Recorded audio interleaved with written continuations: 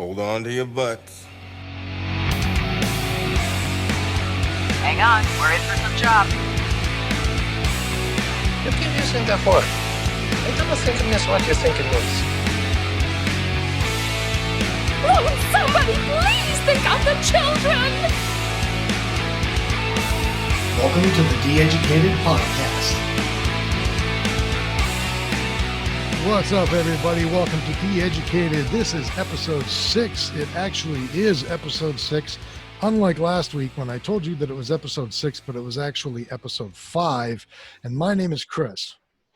And I'm Mark, and I feel the need for speed. Boom. You know that they're remaking that movie? Top Gun? Yeah. Well, they're not remaking, it's a sequel. Sequel. Yeah, okay, so they're making a sequel. There had better be at least a 10-minute homoerotic volleyball scene in it. Otherwise, there's no point in watching it. I can't see What about crazy greasy spoon diner with a piano scene? Oh, Have yes. you ever seen a piano in a like a truck stop diner? No, because somebody would like smash it or pour booze all over it within like 2 minutes. It would not last, would it? It'd be the worst investment of all time. Yeah. Right? Like, just unbelievable. By the way, don't think that I haven't noticed that you're into butt stuff this week. You like my shirt? That's the weirdest shirt I've ever seen in my life. It's amazing. Is it a declaration or an? It's just butt stuff. Just putting it out into the universe. Just in That's general. all it is. Just in general. Somebody made a lot of money off of not a lot of imagination. Well, I saw it and I was like, well, that's something I need to own. Here's my $8. Yeah, so, it was only an $8 shirt. $8 shirt. So basically, taking the shirt and writing butt stuff on it devalued it compared to what would have been just a plain shirt. Yeah, if you because I would have paid probably $15 for a T-shirt like this. So yeah. For $8, there you go. It was a good deal. Which way you cut it. So that's fair. That's right fair. on. Let's get into things. What did you do this week? You go first. All right. Well, I had my in-laws in town for the past 2 weeks. Our daycare lady, she's off on vacation, so. Mm-hmm. People are still how dare she? The woman takes care of like 8 kids continuously throughout the year. So 2 weeks a year to me is not enough, but she does it and she does such a great job. And yeah, so I had the in-laws in town for 2 weeks. Great people. They're helping us out, but they're in-laws, so love them. But also it's like, what's your hurry? Here's your hat, So we were happy that they came and helped us, and we love them very, very much. But it's good now. We've got a little bit of family time. And one of the other things we started doing is driving around and finding new parks in the city. So it was kind of a little interesting thing for my daughter. I basically came home and there, a couple weeks ago, and there's this like, just the malaise had kind of set over the family, and I'm like, well, we need to go for a drive. That's what we need to do. And so we went for a drive, and then we saw this park, and my daughter just starts freaking out. Oh my God, a park, new park. And we play in this park. She had the best time ever. So now we're kind of making it our thing to try to find new parks in the city to take her to. So if people are looking for something to do during the pandemic, park hunting. Park hunting. Yeah. Okay. And how about you? Assuming you're allowed in your park, I think there's still a lot of parks around North America that if you go there alone in the dark with nobody else around, you'll still get a fine. I know, right? It's absolutely the park shut down especially in April and May when it happened. I was like, did you just shut down outside? How did you shut down outside? We have literally banned the outdoors. I was like, that's not a thing. It wasn't just parks, man. Like campgrounds were shut down. National parks were shut down. It's like you're not allowed to go outdoors where no one else is around. Like that just doesn't make any goddamn sense. Like people do not get that close. Made a lot of sense. We are going to get into it for sure. But like, even the idea like UV light kills the virus in seconds. Does it? Yeah. Oh, yeah. They've tested the hell out of it. UV light destroys it within literally just a few seconds. Within 15 minutes, things are just completely sterile. So just the idea that you would have any sort of – anyway. We're backwards. We're bass-ackwards. Yep, absolutely. So this week I had we for the last week and for next week, we have a friend's daughter staying with us. She's a teenage young lady, 14-year-old. She's staying with my wife and I. She's doing kind of a work experience thing. She's she's at that age where she can be away from the family for a little while, and her and the family thought it would be great for her to experience what the real world is like.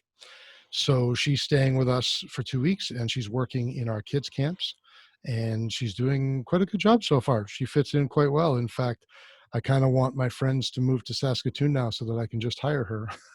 But we have this is what, the third week of July, so we've got like 5 weeks left of camps, and we only have her for one more of those. So the last 4 weeks will be a little bit we'll be missing a little bit, but she stepped right in. She's a very capable young lady. She's doing really good.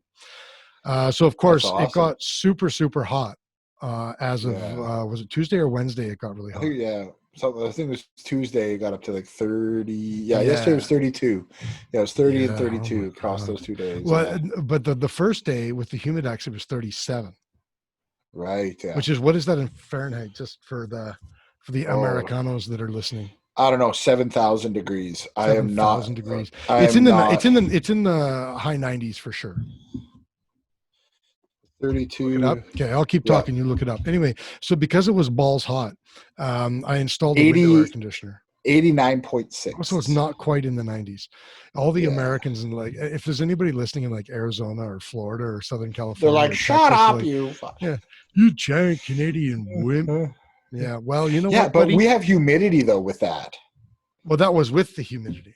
Well, and Florida's got the humidity too. Let's not pretend. Yeah, fair enough. A lot of those southeastern states especially have the humidity. But that is fair, yeah. You know what? None of y'all can handle -20. So mine is 55. Just fine, -20. Mine is 55 with the wind chill, man. Like, we do. It gets so fucking cold here all the time. They literally in those southern states, if they get a quarter inch of snow, they shut the whole damn state down. Yeah, so, like, come on. Like heat you can deal with. Yeah. Anyway, so we put an air conditioner in the bedroom. That was an experiment because I'm not much of a construction handy guy. So that was fun. And of course, it's just an stupid air conditioner. So I just want to do it as quickly as possible and cut as many corners as possible. And let's put it this way. It's neither air nor waterproof, but it's there. And it cooled the room down. If it starts to rain again, we'll definitely have to take it out of the window for while it's raining, but I don't care. Anyway, that's pretty funny. Yeah, last weekend we took our friends were here for the weekend, so we took them out to the range last weekend. We let them shoot. We let them shoot what we were allowed to shoot. So they shot 9mm handgun, 44 Magnum handgun, 9mm carbine. What else? 12 gauge shotgun, 22 semi-automatic. They basically just kind of shot what we had that we're allowed to shoot.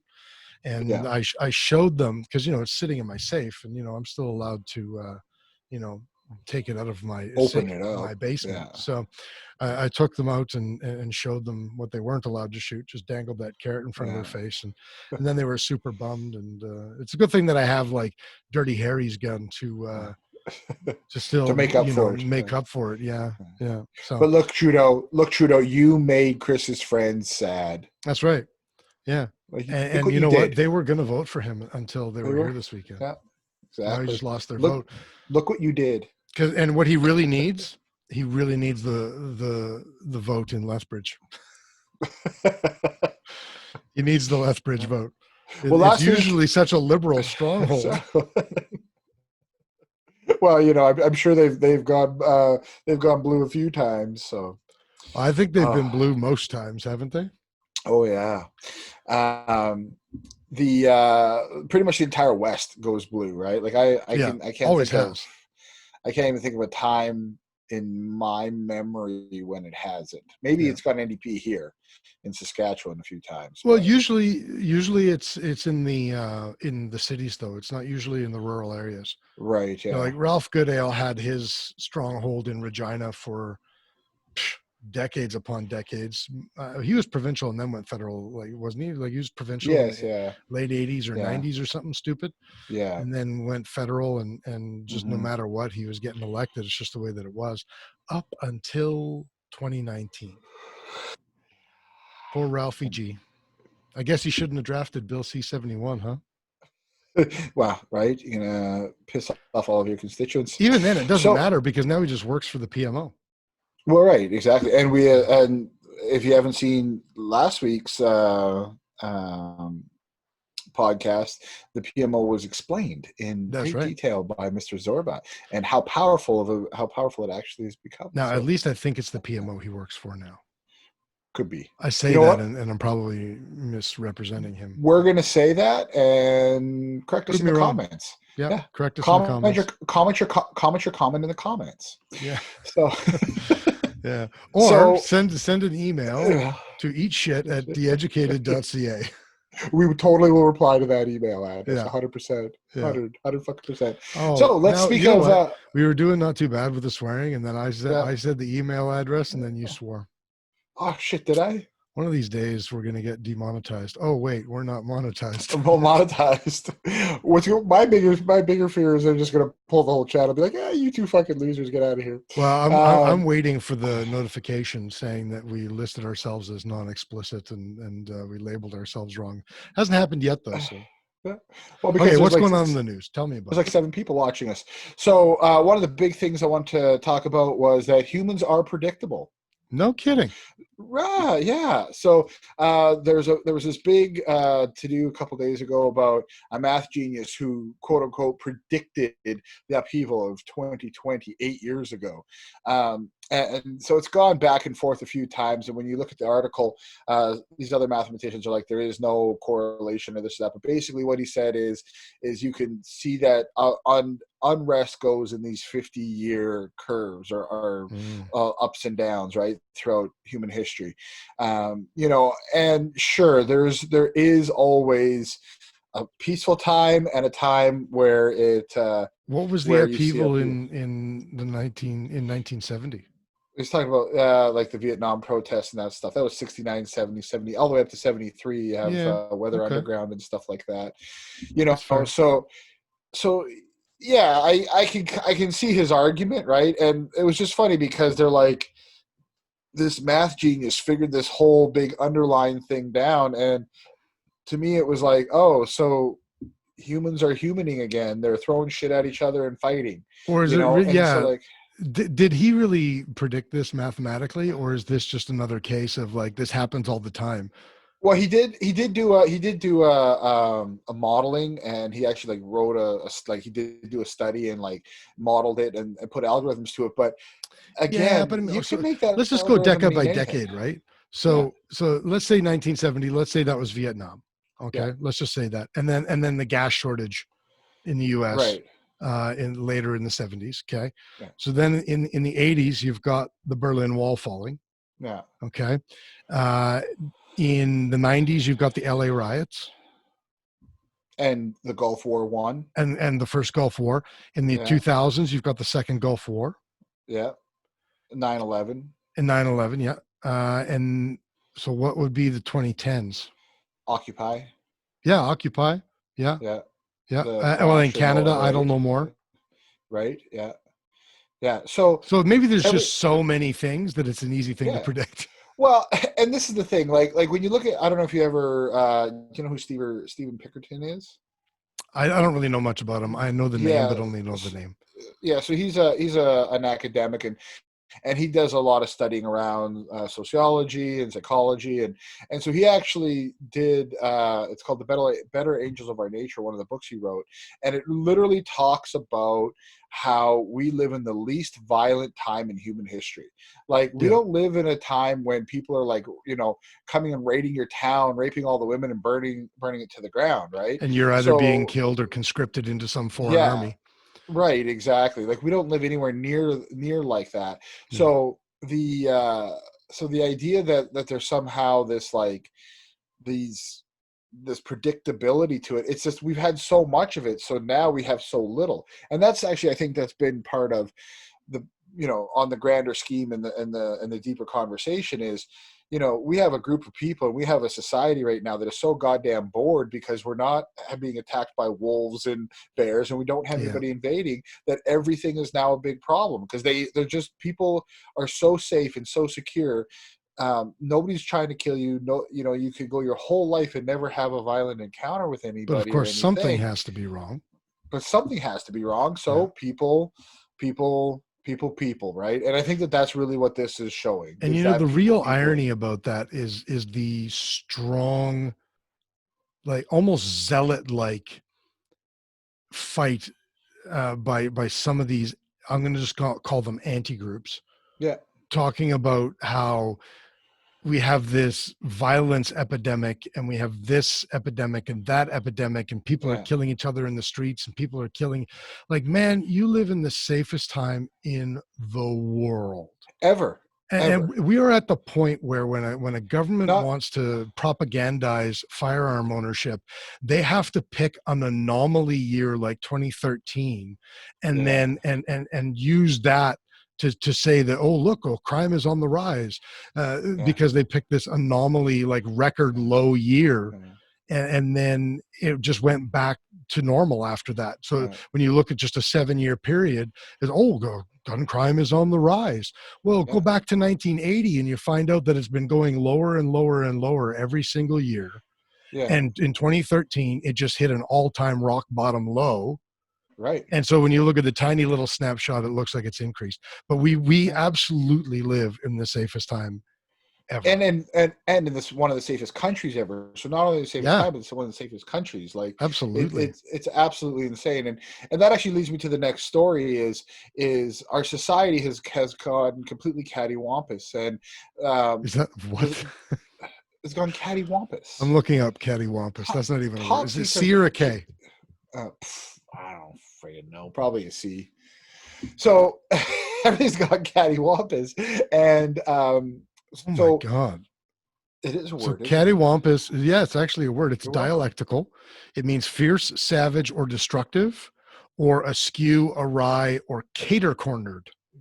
I would say I was definitely going at it more of a cater-cornered sort of usage. Well, why do you keep using words that I don't know? Now I have to look up cater-cornered. What the hell? Like, what are these like 19th century terms here? Dang nabbit.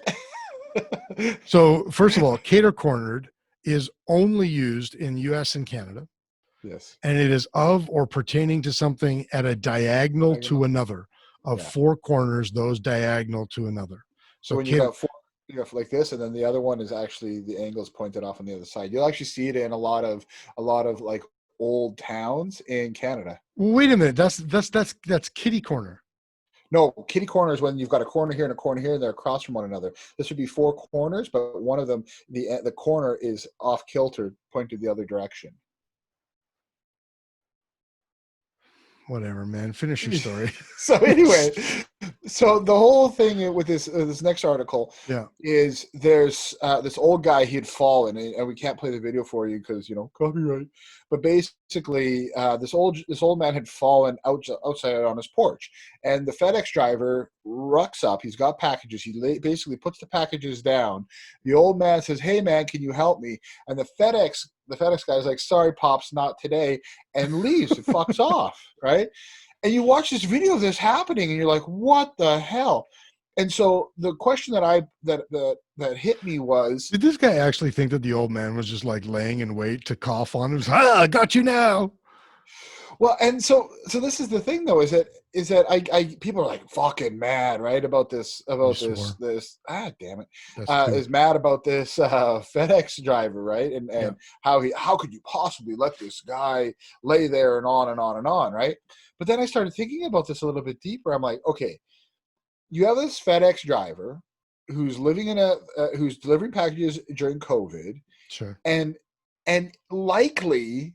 They have a policy in place. I'm guaranteed if you went into FedEx's closet somewhere, they have a policy where he's not allowed to like touch or engage with anybody, any person that he's delivering to, right? Yep. Or if he tries to help somebody, he's going to get sued into the ground. So the question becomes, Well, how wrong even the was he? U.S. has Good Samaritan laws, so I don't think he's going to get Depending sued into upon the the ground. depending upon the state he's in. Yeah. So this is the thing: is it's like, was it wrong for him to leave? Yes. Mhm. Was it wrong for him to leave? Like, yes. what do you do? What do you do if your You back help is the against man the up. corner? You help him up. Well, I understand that. For morally, yes, we both agree. But I'm saying it's the only job you've got. You're living through a pandemic. You've got no way in, out, or otherwise. I don't care. What happens? Help him up. Do the right thing. Doing the right thing is not subject to, like, the right thing is the right thing. Yeah. Okay. And I understand we can go down some pretty deep rabbit holes about philosophically, what does that mean? Do the right thing. Yeah. In this case, it's pretty friggin' cut and dry, man. Like, what if that guy had been lying there for hours already? Yeah. And what if he had continued to lie there for several more days and he died? Yeah. Like, do the right thing. I don't give a crap about your job.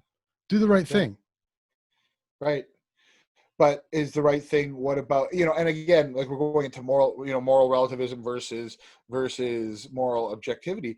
But I'm just putting it out there that this poor bastard who didn't pick the guy up was between a rock and a hard place, because he left him, and so he lost his job. He got fired anyway for not helping the guy. Right? Well, so there you go. So he's screwed. So he should have helped maybe him, the lesson there is do the right thing. Yeah. So our society is so cattywampus that you don't even know what the hell right and wrong is anymore. What did cattywampus mean again? I got distracted with cater corners. Askew. Right. Askew. Everything is askew. It's bizarro world. So, and because we're living in bizarro world, that also means World War III is actually going on. And when the historians come back, out of the park, you like that. So when we're actually living in World War III. We just, when history looks back, they're going to be like, this is the beginning of World War III. Just like the people in 1928 and 1927, they're like, what? There's nothing wrong, right? And then like, oh shit, things are really wrong. There goes Poland. Yeah, exactly. Oh, wait, did we see that? And I think that's kind of what we're living in now. Maybe it started even before that. Maybe it was Georgia. Georgia. Oh, you mean like the Russian invasion of Georgia? Well, there is a school of thought in World War II history that World War I never officially ended. Yeah. Because it was an armistice, and that there were so many battles continuing on in the interwar years that there's actually a pretty solid argument to be made that says there was actually not a World War I, World War II. It was just World War for a long ass time. Yeah.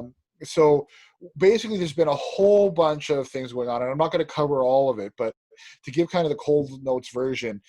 So Taiwan is considered a democratic Western nation and is supported by the United States.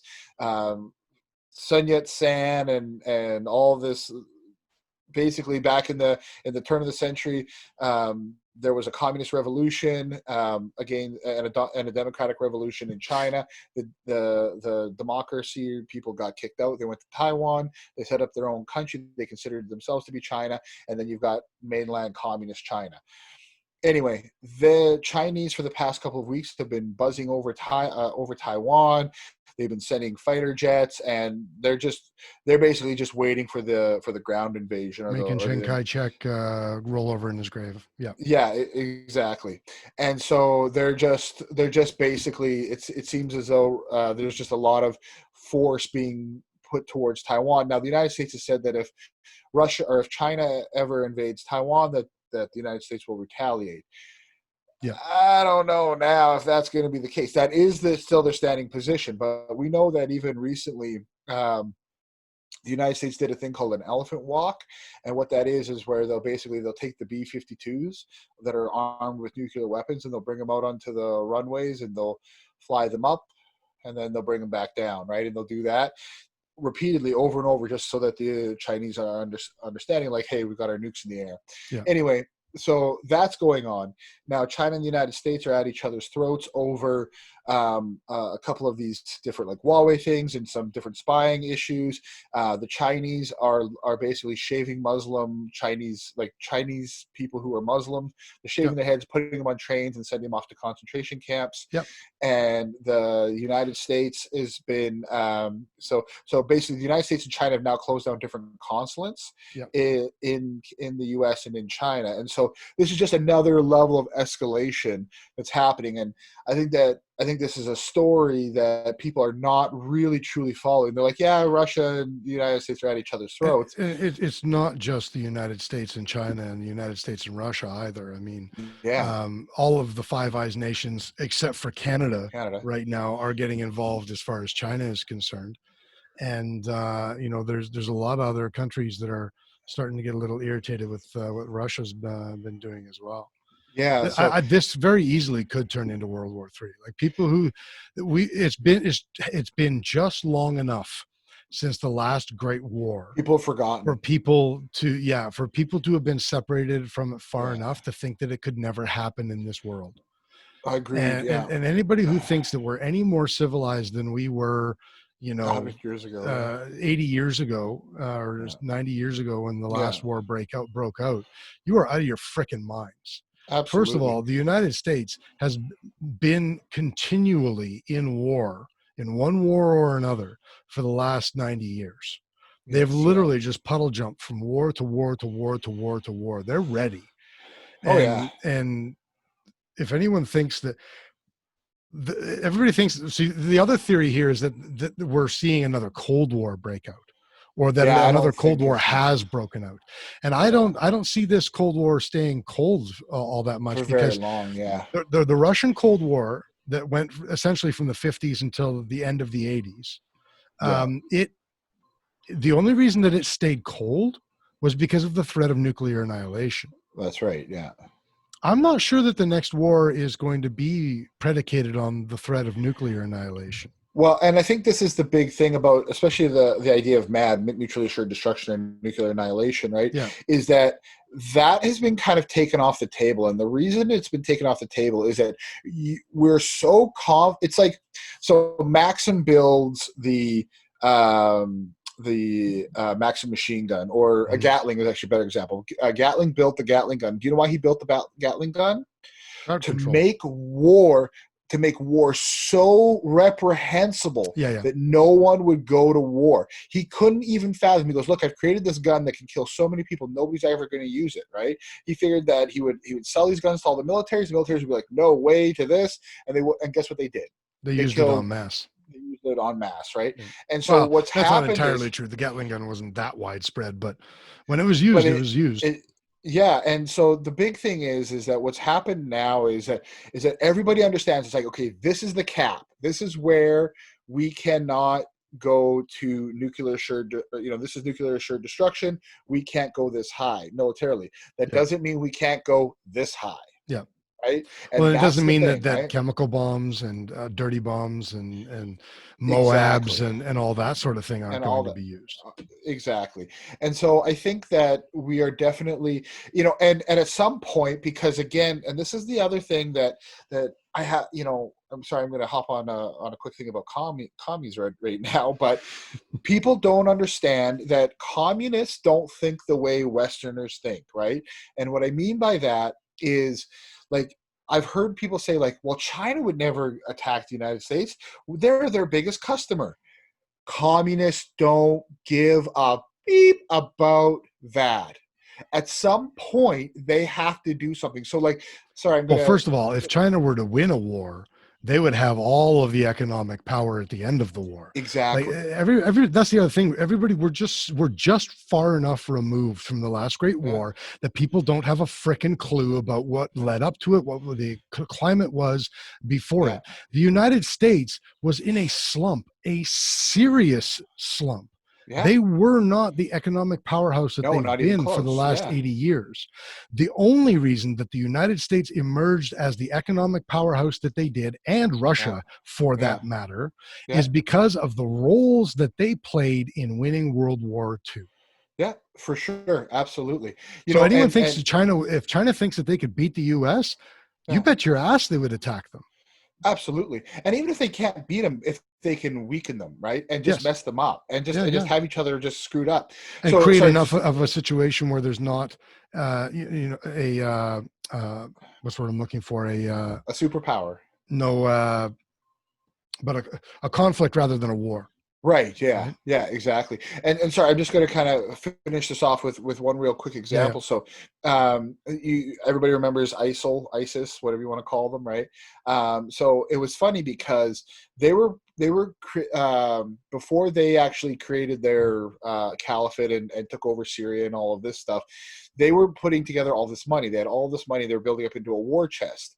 And the CIA knew about this. And the CIA is like, they have built up all this money. And all these leaders have women and money and cars, and they're wealthy as shit, and they're selling drugs. And so they basically predicted that the leadership of ISIL would never actually kick off. They would never attack because, well, you've got all this money, you've got all this wealth, you have too much to lose, right? But what they forget is that these people are ideologues. Yes. Xi Jinping is an ideologue. I would take it one step further and say that they're zealots. They're zealots. Absolutely. And so you've got a group of people that, yeah, sure, they have a lot of shit that as Westerners, we're like, fuck, if you gave me all the money and power and whatever, I'd be like, yeah, shit, I don't care. I'm not invading anything. I'm good. But that's our culture. That's our mentality. That's the way we were raised, right? Yeah. But if you were raised, you're inculcated in communist ideology from the day you're born.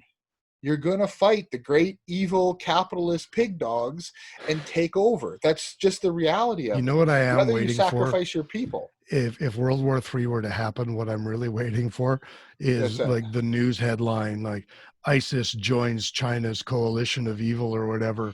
United States doesn't notice. Like right? if anybody thinks that anyone in that region has the capacity to wage any sort of war outside of their own territory. Frankly, I don't think that China has the capacity to wage war outside of their own territory. They don't. I don't see China taking a fraction of Europe, even Eastern Europe, unless if they have Russia behind them. I see them. I see Eastern Europe being in for a rough ride.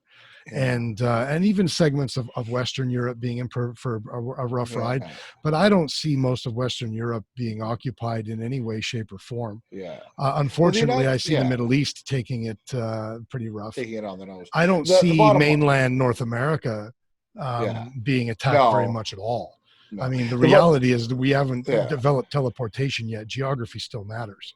Well, of course. And the bottom line is the United States would ruck their 11 carrier groups, surround the entire continent of Asia, and just have air superiority. There's no ifs, ands, or buts about that. Yeah. Plus, you have India, you have Australia. It's not even like the Cold War when the Russians had a pretty formidable air force. Yeah. But I just think that we're definitely staring down the barrel of something very large happening on that front. Well, cool, man. Let's get it started. Let's say September. Let's get it started so that we can get everything. 2020. Yeah, just bring it all out between September and December. We'll break for Christmas. Agreed. And then we'll all just shake hands and because 2020 is over and we can all get our heads back. Yep. I'm down for that plan. Good. I think as a world we need to do it. That's got to be a United Nations mandate. Man, if we were in the UN, hey? Oh man! So if we were in the UN, we would have a ring right in the center, and those motherfuckers could just fight each other and solve all the problems. And I just swore again. It would. So you know what? Last week I issued a challenge to a popular politician, and I know that it's a pretty safe thing for me to say, but I'll fight any politician. Putin. He's like this judo sambo expert. I'll fight him. Yeah, absolutely. Hell yeah. Of course, I say that, and then I'm going to have some like crazy Russian dude show up at my house in the middle of the night. You want to fight Putin? You fight me. In Russia, Putin fight. That's okay, Olaf. We're cool. We're cool. It's all good. So, in news closer to home, who need to get fought. Yeah, exactly. So, Bill Morneau apparently forgot to pay his bill, and that's not a And that's not a play on words there. So Bill Morneau and he and his family, so two separate occasions. One time it was just his family. Another time it was he and his family take these crazy lavish trips around the world to in some capacity working with We Charity. Okay. Right. He paid I think it was $53,000. He paid We Charity. So this is the other thing. They paid for it. Yeah. He paid them back $53,000. Right. Miraculously, somehow, it does not. It gets by him that he didn't pay $41,000 of the bill. Yeah. And this happened in 2017, by the way. This is 3 years ago. Okay. And We Charity apparently didn't say, hey, Bill, you said you wanted to pay for this trip, but you still owe $41,000. And miraculously, he stumbled upon it by himself while reviewing his receipts. Oh, really? The day before he was about to testify in front of a committee, a parliamentary committee. That's funny. So he's his own accountant, is he? Apparently, he's just not an accountant, but he's our finance minister. So he cut a check to We Charity for the remaining $41,000. By the way, first of all, this is two trips to the tune of just under $100,000. Like that We Charity paid for. And he's so magnanimous, he wanted to pay back, but he somehow mistakenly only paid about 60% of it back. Well, less than 60%. Where the hell did he go? Him and his family? I think the one he went to Egypt, and the other one he went, I forget where else. But I mean, this is the thing, right? I mean, first of all, he said he went on this trip not in his capacity as a minister for the government. This was just, I like We Charity and I believe in what they're doing, so I'm just going to go do this. So long as they pay up front for $100,000, or average of $50,000 a trip, because it's going to be so hard on me to do for $50,000. And he did two trips like that. Jesus. Sorry, he did one. His wife and daughters did another one. But yeah, just forgot to pay the bill. Conveniently remembered the day before he's about to testify, because it's become a scandal now. So and this is like, how do we have faith in any? And yes, I know there's a whole liberal conservative, but how do we have faith in any of our politicians anymore? When every time we turn around, it literally feels like we're getting screwed by them. Well, this is the thing. Like first of all, our podcast is young, and I'm sure that we're coming across as pretty hardcore conservatives, despite the fact that I know I voted NDP, Liberal, and Conservative federally. Yeah, absolutely. And I'm pretty sure you have too, haven't you? You voted for all three parties. I've voted all three parties. And this isn't a partisanship thing. No. This isn't an ideological thing.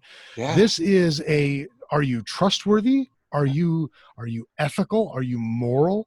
Yeah. Or are you not?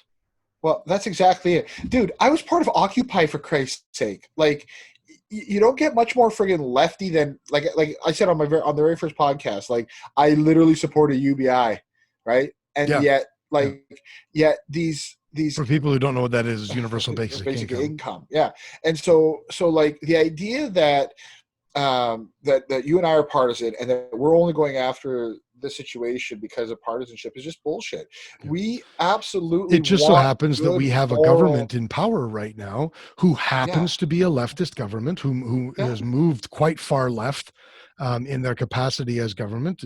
And they just happen to be the ones in power who are like robbing our country blind. Absolutely. Like, this is the thing, is that they're like, how many ethics violations has Trudeau and his government had already?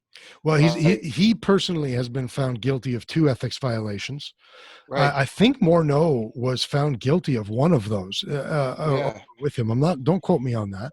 Yeah, but right now, both of them are under investigation for this We scandal. For Trudeau, this would be his 3rd strike. Right.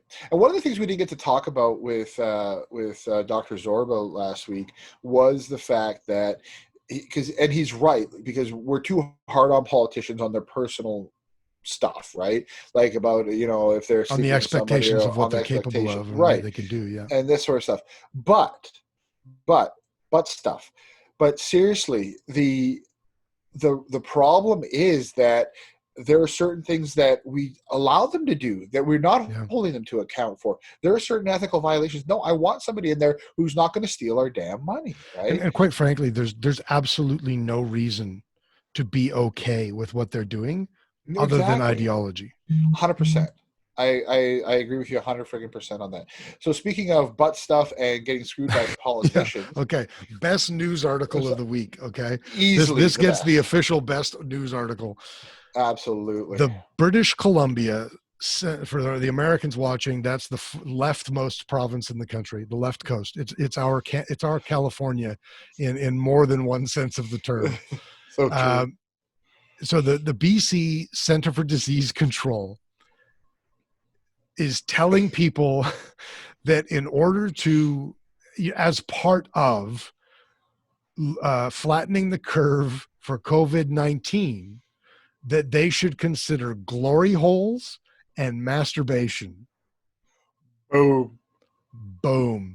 They are flat out saying, now they did not use the term glory hole. So let's give them credit. Actually, I think that they did. They put it in parentheses. That's right. They did. They did. So that's why everybody's like, what the yeah. They gave the description of putting barriers between you and your partner, e.g. such as walls. Yeah. And then they go e.g. glory holes. Yes. That's the quote. And they actually said that the safest sex partner you can have is yourself, and you should consider masturbating more.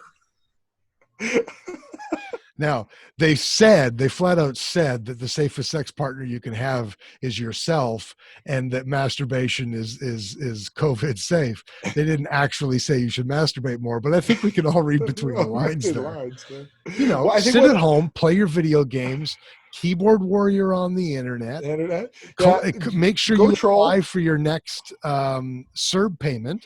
Yeah. And then just log on to Pornhub and rub one out. You're good to go. Do your part to flatten the curve. The best part about this article is the goddamn author of it sneaks in. This is the line he writes. Yes. The recommendation is just a tip and not a firm rule, according to the website.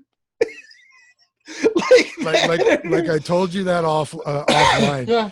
He completely slipped that one by the editor. This is Global News, by the way. If you guys go to globalnews.ca and just do a search for coronavirus glory hole, it will come amazing up. The other part is that this author had the gall and audacity to say the tip and firm. Well, not just that, but he actually sources Urban Dictionary for the term glory hole. Which so is what is it? Yeah, you have it there. Read it. I do. Glory holes are typically used for anonymous oral or penetrative sex, according to Urban Dictionary. He sources the freaking Urban Dictionary. Didn't they also describe it as a hole cut in a barrier that is just large enough for a penis to fit through, but no other body part or something? Yeah. Oh shoot, where the heck was that? If we didn't get sanctioned for saying the F word, we're getting sanctioned for saying penis. Where the heck is it? It's an anatomically correct term. It is true. I've lost it here. Actually, you know what's funny is that just as with all things in Western society, if you talk about violence, you get like R ratings, but you can have people banging and doing all sorts of crazy sex shit. Nobody cares. It's a PG. So yeah, exactly. So anyway, here's the thing. Have you ever been to a reputable establishment where there's a glory hole services? I have not. I don't think not to mention that I'm not sure that glory hole services are offered anywhere other than places that sell sex. Right, which are technically illegal. Well, it's actually now technically. Oh no, I guess they would not be legal. Remember the Canadian ruling that was back in 14 or 15 or something like that. So I guess it would be legal now.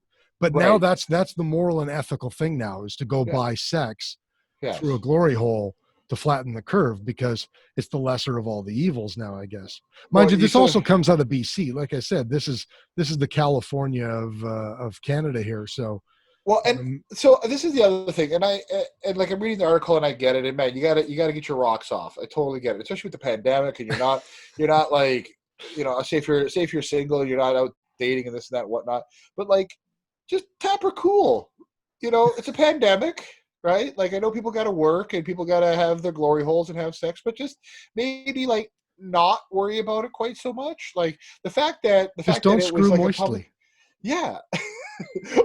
And like the wall, you're like, Man, I'm so amazed that I remember in the 80s, it was a thing for a little while. You could actually order them. You could get body condoms. oh no, I don't recall. I that. remember a movie. It was a parody movie. Was it Loaded Weapon 1? It might have been Loaded Weapon 1, but I'm not sure. It was a National Lampoon movie that was basically lambasting all of the 80s like say no to buddy drugs cop action flick, you know, like okay, Lethal yeah. Weapon. Like it stole the name from Lethal Weapon. Yeah. And I'm pretty sure that was the movie that had a scene where they were practicing, quote, safe sex. And the guy's like, yeah, okay, you know, we'll wear a condom. And the girl brings out these body condoms. And they're basically just giant condoms that they put over their entire bodies. Oh, I love it. I can't believe that those aren't a thing during the coof. Well, guess what? I think once we get into our main topic, we're probably going to end up that way. So, well, you know what? Enjoy the glory holes while you still can, folks. Exactly. Because it ain't going to last long. So our second last news article, just in the sake of moving along here, people with ties to Canada seek lawyer advice to entering Canada, according to immigration lawyers, or immigration lawyers toot their own horn to promote interest that benefits them. So the news story here, and this is global news. I seem to be global news heavy this week, but this is global news, and they're reporting that a whole bunch of Americans, due to the situation in the U.S. and the fact that President Trump has a great chance at re-election, are showing interest in moving to Canada.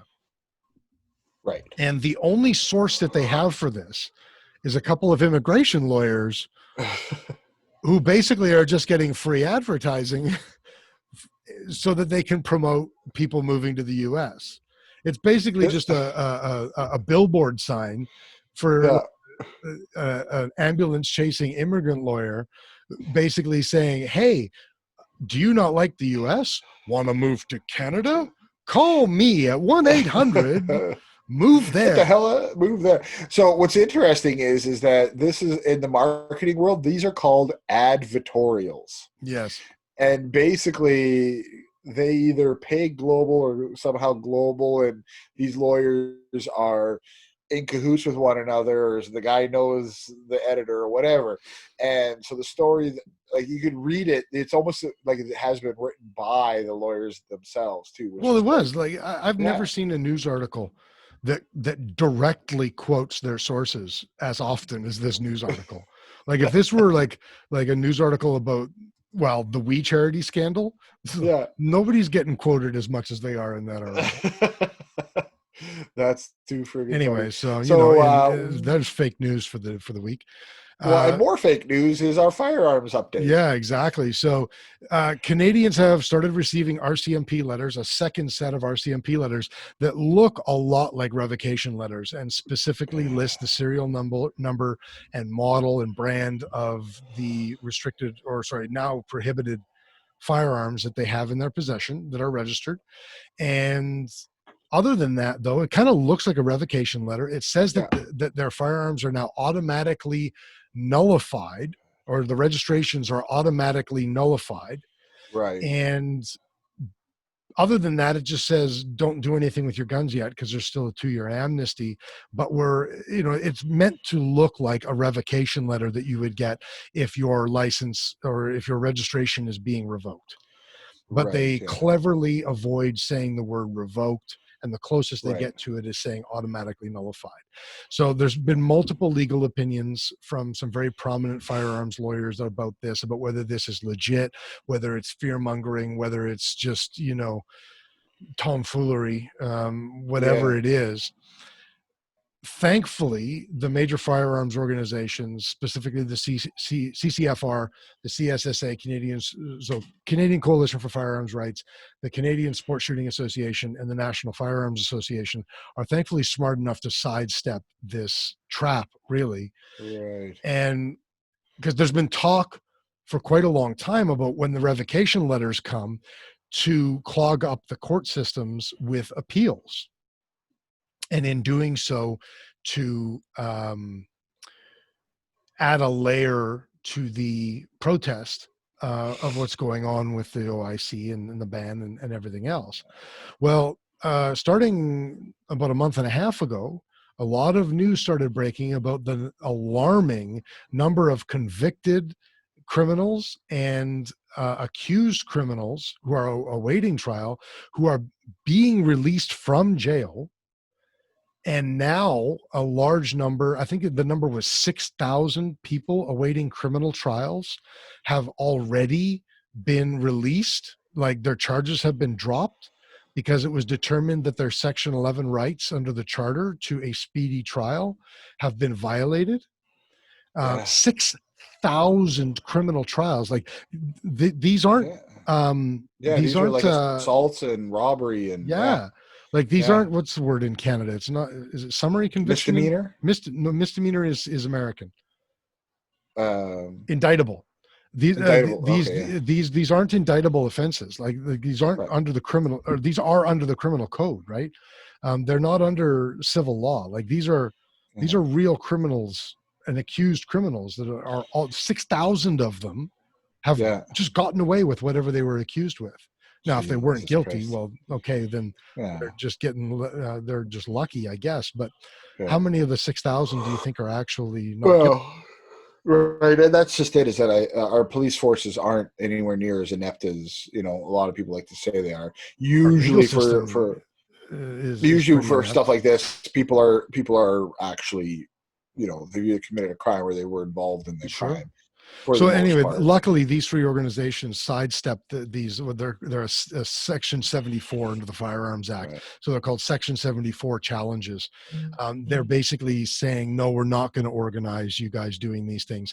And smartly, because they don't want to be scapegoated by like, could you imagine the field day they would have about the gun lobby is ruining Canada.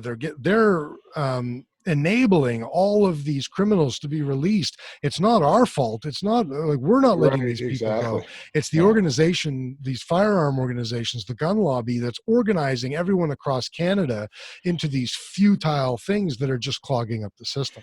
Right. So smart on them to do it. However, I still fully expect that a lot of individuals are still going to do them, and good on them. They should. Yeah. But here's the other thing too. A whole bunch of people are finding out that we don't know how to do this. Yeah. British Columbia has a proper form for Section 74 challenge. Ontario has the proper form for a Section 74. I think a couple other provinces might. We're in Saskatchewan, for example. I've been following forums for the last week where people have been continually talking to the CFO, to the court office, and nobody in the court system or in the chief firearms office even knows how to appeal this. Even though we specifically under the Firearms Act, under Section 74, have the right to appeal. Yeah. Well, just don't. It's simple enough. You just don't create you put it in there, but you don't create the process, and then nobody knows how to freaking do it. That's right. Like if you want to jigger the system, that's how you do it, right? Yeah. So I think we should move on to. Are we going to go to our main topic here? Let's do this commentary just really quickly, because we haven't talked about the We Charity scandal yet, and I think a lot of people are maybe following the basics, but a lot of people may not actually be following along what's going on. So I'm just going to hit the highlights in point form here, okay? So originally, the We Charity scandal was about We Charity being given a sole source contract for what was originally reported as $900 million in order to administer and distribute a student COVID relief volunteer silly thing. And we've since learned that it actually was $12 million more than that. So it was actually Right, 912 million, not 900. Originally, it was reported that, or originally We Charity reported that their share of that 900 million was supposed to be 19.5 million for their administrative costs. It turns out that they were actually slated to get 43.5 million. So there's two sets of lies over the amount of money that was going out. The Prime Minister's family, his wife, his mother, and his brother have all been paid to speak by We Charity, which creates a conflict of interest for him under the Conflict of Interest Act. He himself has been paid, has spoken on behalf of We Charity. He says he hasn't been paid. I'm still waiting for that to come out as a lie. Why would all three of his family members be paid, but he never has been? Yeah. It just doesn't jive. There's something hinky there. Yep. So there's that. So now that's why he's being investigated for violation of the Conflict of Interest Act. Mm-hmm. The finance minister, we talked about him already in regards to We in the News, but both of his daughters have worked for We Charity, which creates a conflict of interest. His one daughter is currently a paid employee of them. She's been on a 1-year paid contract working for them that doesn't expire until next month. That violates the Conflict of Interest Act. We already mentioned that he forgot to pay back $41,000 for a paid trip that was not in relation to his duties as minister, which again creates a conflict of interest for him, according to the Act. Exactly, yeah. Just the fact that it was paid initially, regardless of whether he paid it back, creates a conflict of interest. And now Bill Morneau specifically has blamed Bardish Chagger. If you've never heard that name before, you can be excused. She is a junior minister in the cabinet, in the government's cabinet. So she's a junior minister, and she is a minister without a department. I'm not. Where did I put this? That she. I think I might have listed what exactly her department is. No, I didn't. So I forget the name of the Liberal government has just the names they've come up with for these long ass names for ministries, but I can't remember the name of her ministry, but it doesn't have a department. It's apparently overseen by the Heritage Minister. Okay.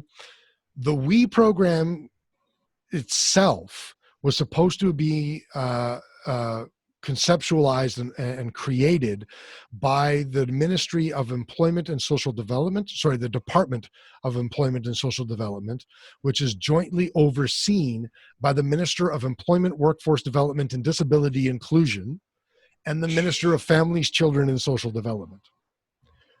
Now, none of those three ministers who oversee those departments that Bardish Chagger could have been involved with, none of them are being held to account for this. Bardish Chagger is, despite the fact that she can't do anything under their departments without their say-so, or at least she shouldn't be able to if they're actually doing their jobs. Bardish meat under the bus. Exactly.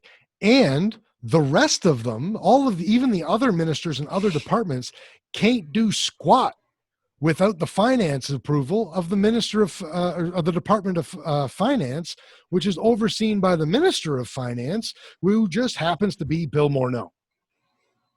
So this is the part that really makes me mad, because I believe in strong leadership. And this is the second time that this government has shown extremely entry-level poor leadership skills by being willing to throw a subordinate under the bus instead of taking responsibility themselves. And they have the audacity to stand up in Parliament or committee now and say, I take full responsibility for this, with one breath, and with the very next breath, tell everybody how it's somebody else's fault who they were in charge of overseeing in the first place. You are weak. You are a weak leader. You should not be in charge of a McDonald's, let alone of the company. And that's an insult to McDonald's. I understand that. I apologize, McDonald's, because by all accounts, McDonald's is actually managed pretty well. Maybe they should be running the government. Boom. Anyway, so I got on a tangent on that one. I'll get back on track here. So what else has happened here is that Trudeau also has stood up and testified in committee that now saying that it's the public service's fault. So Public Service Commission of Canada or something like that is that they are a part of, I think they're a part of the PMO. Right. And they basically create legislation and basically table legislation sort of, or they create the legislation to be tabled. So he's saying that it's their fault now, and so the PMO in itself and him as the prime minister isn't responsible, or something like that, because he didn't get as detailed as Bill Morneau did. Right. But again, it's like, it's not my fault. I'm only the prime minister. This is the public service's fault, who is designed to service the PMO's office, who Right. I am the prime minister and I oversee the PMO's office. And Jody Wilson-Raybould wasn't my fault either. And I'm not an unethical person, even though this is my third investigation and I've been found guilty. I'm rambling again. Sorry. Yeah. So the last thing, the program, it's come out now that the program was actually given to an organization called the We Charity Foundation. That is different than the We Charity. The We Charity Foundation is a separate nonprofit organization that has no mandate other than to hold real estate in assistance of the We Charity. Yeah. It currently has no structure to be able to organize the student funding program that it was actually given. It doesn't even hold any assets. It's designed to hold real estate, and it's not even holding real estate because the real estate that it's supposed to be holding in assistance of We hasn't even been transferred to it yet from We Charity. It is literally a shell foundation that is designed to hold real estate that isn't even holding real estate. This whole thing stinks. Like, this is legitimate corruption. Like, every government eventually has its scandal. Most governments, most leaders and most governments usually have the common sense to wait until their third or their fourth term before they get really reckless with the corruption. This government did it in their first and has now done it in their second term. And this one is bad. We're talking about nearly $1 trillion scandal. Billion. No. Yes. Sorry. No, nearly $1 trillion, nearly $1 billion. I'm sorry. You're right. I'm sorry. Yeah. Nearly $1 billion scandal. Yeah. Yeah. I'm on drugs. Well, and so I have a certain comments around some of these things, because of what I do for a living. But I think we need to move on to our main topic, and I think we're going to do an episode specifically on the We Charity. I think we're going to do that next week. Yeah, because I think that there are certain things I fundamentally agree with you on, and there's certain things I fundamentally disagree with you on around these things. And I think it's important that we should hash it out. We hash it out. Yeah. But yeah, I agree. Let's do next week. We'll definitely hit this up. Speaking of controversy. Yeah, main topic. So a lot of people probably don't realize, because of what we've done for the first five episodes, 4 of the 5 episodes, we brought in an expert, we brought in a guest, and we basically interviewed them. Yeah, that actually was not the concept for DeEducated when we started. We just had a number of people who just happened to line up when they found out we were doing this, who were really interested in coming on and had great things to contribute to the conversation. And we wanted them to contribute to the conversation. So they did. Yeah. But I mean, that wasn't intended originally as our format, and it's going well. And I think we're going to continue to bring people on, it's not an always thing. So today it's just you and I. We're basically going to argue with each other a little bit, I think. Because I think we agree with or disagree with each other enough on this that we're going to have a few disagreements, and it's going to be fun. Yes. And in the end, we're still not going to hate each other. Imagine that. That's right, because we're going to show how that's actually done. Weird, hey? Weird. Okay, let's get into it. So first of all, let's see. First and foremost, we need to discuss or tell people what we're discussing. Should you cover up your ugly face? That's not exactly what we're discussing. Oh, I mean, wait. if that's the Then I topic, misunderstood. then I misunderstood. changed my position. My answer is yes. Yes. Right. So what we're discussing is masks and mask culture. Yeah. And I really think we need to take the conversation, we need to split it into two broad categories and then kind of hammer down on each one of these categories.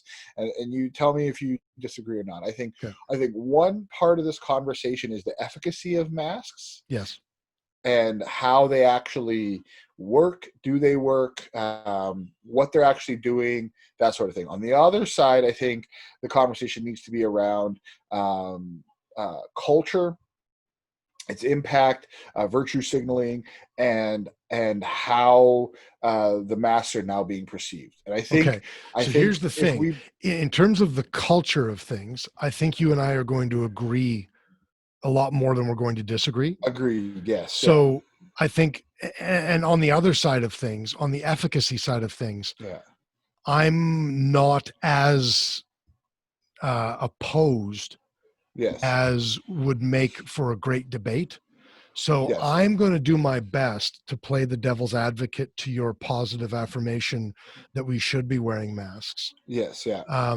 And you're going to have to do your best to, well, I guess I'm going to have to do my best to also play devil's advocate and oppose the cultural side of it. And I think, I think that's just if this is yay 100%, this is nay 100%. I'm kind of like here, well, maybe here on the cultural side and here on the efficacy side. Right. So I'm going to try and be this guy. For sure. Absolutely. Yeah. Right. So I think to start off, we really need to talk about like we say, the efficacy, right? So let's talk about some of the studies we've seen, some of the comments that have been made. So to start off, we have people saying that masks, everybody should be wearing a mask. We should have a mandatory mask for everybody because it is as close to a surefire way to stop the spread of COVID. Now, I argue that absolutely masks have an impact. It is basically beyond contestation that a mask would have an effect. And I can sneeze into your shirt, right? Like when you have the cough or if you sneeze into your shirt, you know that it's going to stop some of the spread. I will cede that it is conventional wisdom that a barrier between you and someone else when you're speaking moistly or sneezing will have some effect, right? So even in early days, that was the main reason I was very much about wearing a mask because we were told not to. And I was like, whoa. If you're telling me that putting something between me and my face is not going to stop something that either is coming at or going out, well, you're dead wrong, right? At some level. So like we know that the coronavirus or COVID or whatever is sitting inside of water droplets, generally speaking, which is not the same as airborne. When you're talking not the same about as airborne, and I think that's where people are really misunderstanding the difference between airborne and how COVID transfers. So when it comes through the air or if it's going out, it's going to get caught in the material. Now, depending upon the material you have, if you have just a second. Sorry, go ahead. Sorry, just for clarification, and I'm sorry it delayed popping into my mind. I should have said it before you moved on. The difference of what we're talking about here is airborne versus aerosolized. Yes, aerosolized. Those are the correct terms. Airborne means that the particle, it is a small enough particle that it floats in the air. That's right. Yeah. Aerosolized means that it is encompassed in some sort of mucosal or liquid casing, and it is only in the air so long as the droplets are in the air. That's right, exactly. And so the idea that wearing the mask couldn't stop or help stop that exchange it's just not possible because that liquid will touch, and it's just like when you take a drop of water and you put it on a piece of cloth, right? You'll see it'll stop and then it'll go through. Some of the liquid might make it through depending upon the type of cloth you have. And I think that this is also part of the conversation that people aren't really having. Like, do we understand that like you could have a nice cloth mask, or you can have, you know, some of these ones you buy now, it's no better than you know, a nylon across your face, right? Or Yeah. some of these other like, Quite frankly, I just ordered, just to disclose here, I just ordered some face coverings because I'm concerned that they're going to become mandatory, and I'm not going to buy N95 masks at $50 a box. No, absolutely. And I'll fully admit that if I am forced to wear one, it will be safety theater. 100%. You know, and I think that's on the cultural side, right? Is that safety theater. So I think that we can both agree, and we agree to some degree, that there is an impact. In early days, wearing a mask was very important, right? Yeah. I think we didn't understand what the virus was, what it was capable of, how bad it was actually going to be. And wearing a mask was the right thing to do. Okay. So I'm gonna tear into what you've said so far here. For sure. Go ahead. So first of all, screw you, screw your family, screw your stupid hat, and you're the devil incarnate. And how dare you disagree with me? Now that we've got that out of the way. Yeah. well, how are we supposed to have an argument if you agree with me? I know. Oh shit. Hey, don't say those bad things about your mom. What?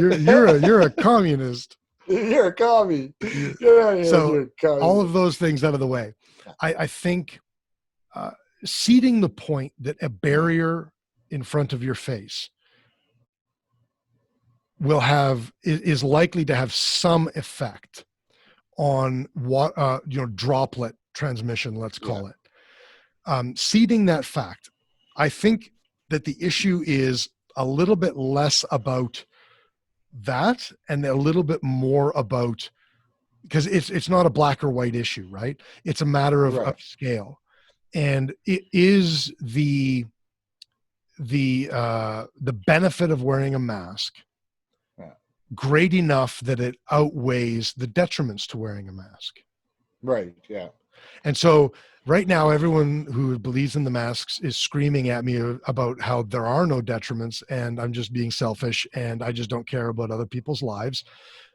Thank you for showing me why we didn't ask you to come on here and have a civil conversation about this. Right.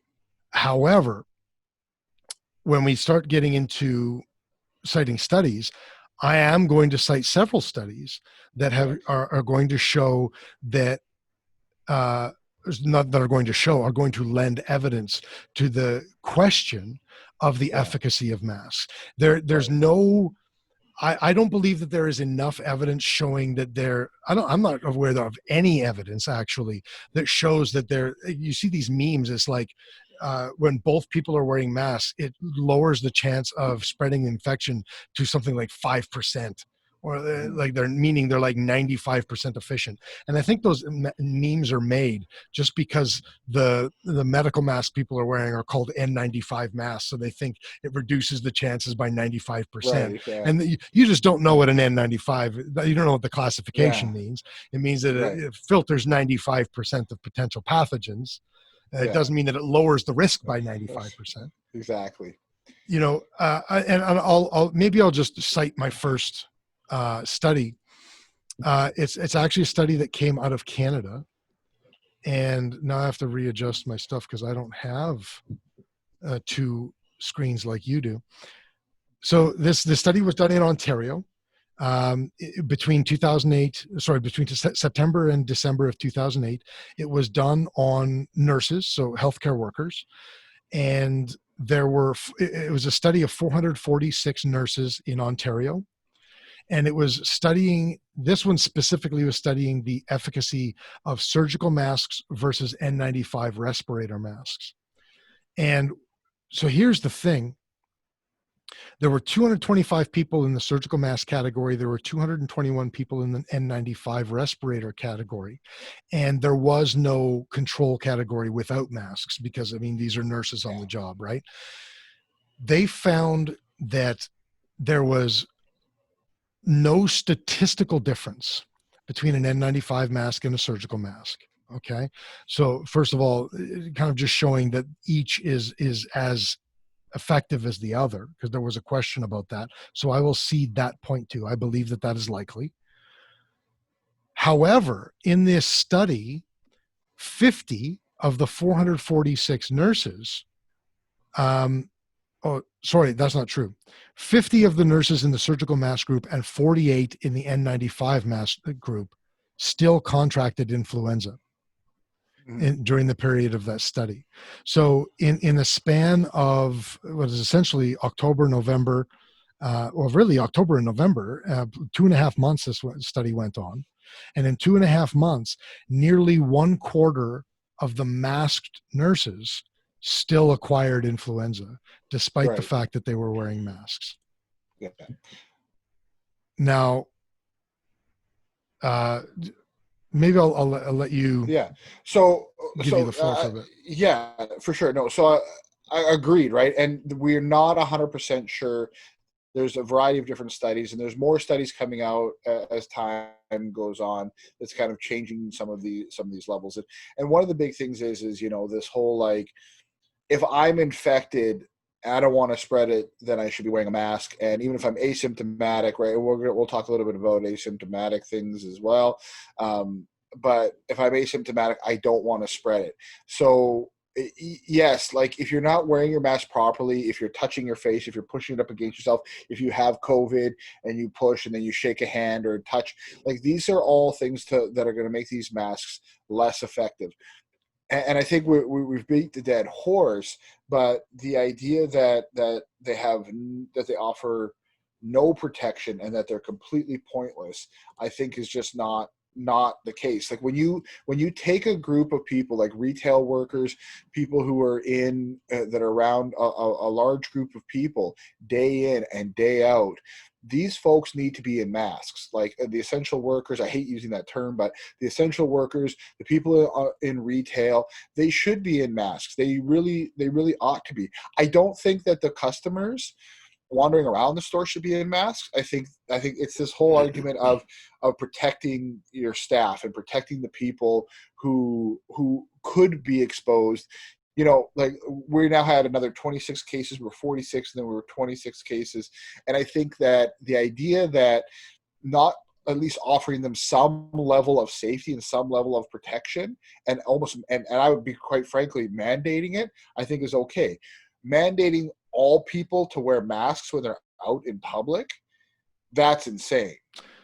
So first of all, just before we get into too many topics that I forget what to respond to, first of all, I actually agree with you on the point that, workers should be wearing masks. People patronizing businesses should not be. I actually agree with that, but I'm going to try and be the devil's advocate here. For sure, absolutely. I'm glad that we're talking cultural right now and rather than I'm glad that we're talking about the natural settings, the practical, the reality of the situation, rather than laboratory examples. Yeah. And the reason for that is because laboratory is not only is it not always reflective of reality, it is often not reflective of reality. And we find that studies done in laboratory settings on these sorts of things often produce very different results than in reality. That's fair. And I wanna quote a couple of sections from a few studies. So this one is a Cambridge study, and everything that I'm going to be citing, I don't cite articles that aren't peer reviewed. I don't cite articles that aren't published. So, if I'm citing it, it's peer reviewed and it's published. Okay. This one comes from Cambridge Core. Okay. And the quote here is, in conclusion, there remains a substantial gap in the scientific literature on the effectiveness of face masks to reduce transmission of influenza virus infection. While there is some experimental evidence that masks should be able to reduce infectiousness under controlled conditions, there is less evidence on whether this translates to effectiveness in natural settings. Now, this is specifically done on influenza.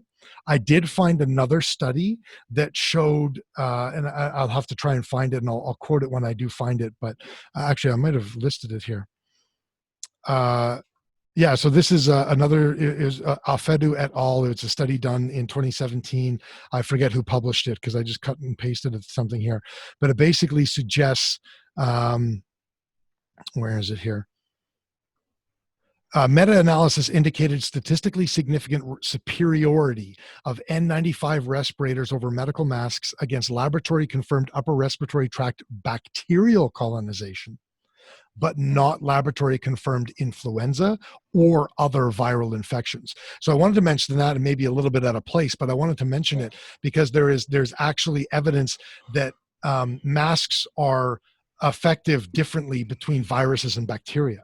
Right, And this was the one study. I came across another one. I should have cut and pasted it too, but I actually came across two studies that were kind of indicating that masks for bacterial infections are more effective than masks for viral infections.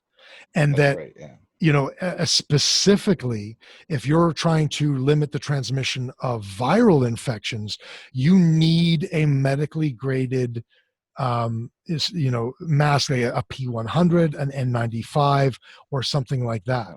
And that surgical masks, drywall masks that you buy at the store at the Home Depot because nobody else has anymore, and cloth masks are wholly ineffective against viruses. And so people understand the reason that is that the size of a virus versus a bacteria infinitely smaller. Infinitely smaller. We're talking like viruses are a single strand of DNA or RNA, with a lipid shell. Where bacteria are orders of magnitude larger. Yeah. And I just wanted that's to quote, why that's is the case there. Yes. Yeah. And we agree on that. Yeah. And just really quickly, I'll let you rebut again, but I wanted to quote one more study.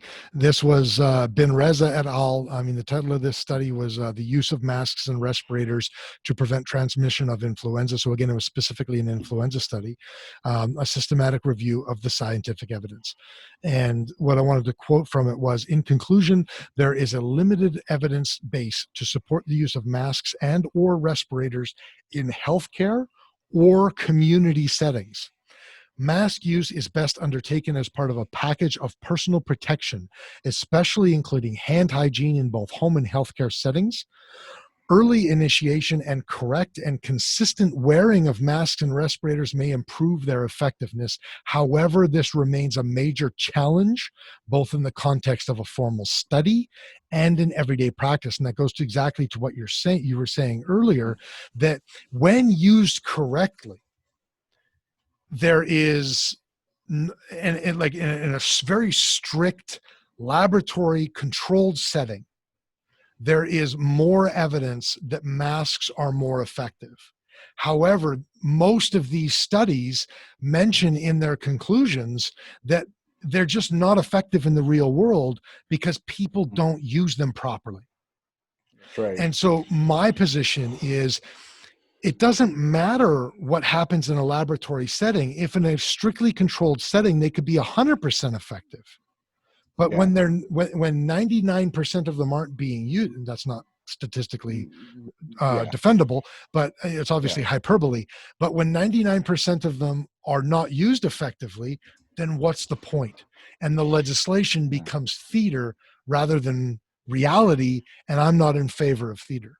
Right. So one of the studies that was conducted by the University of California, San Francisco, doesn't rebut anything you've just said, but what it does do is it took more of the natural setting and actually put some numbers to it. Now they're using cloth masks, and I'm not going to read the whole piece, but basically what they were able to show was that like a time over percentage use. So if you're exposed to somebody that has coronavirus and you're wearing a mask, as the longer you spend exposed to that person, the more likely it is to pass through. Right. So hence why contact tracing is requiring 15 minutes or more of close contact. Right. So I think we'll move on from this point, but I think we both can agree that even if you have something there early on, if somebody, is coughing, or if somebody is somehow infected, or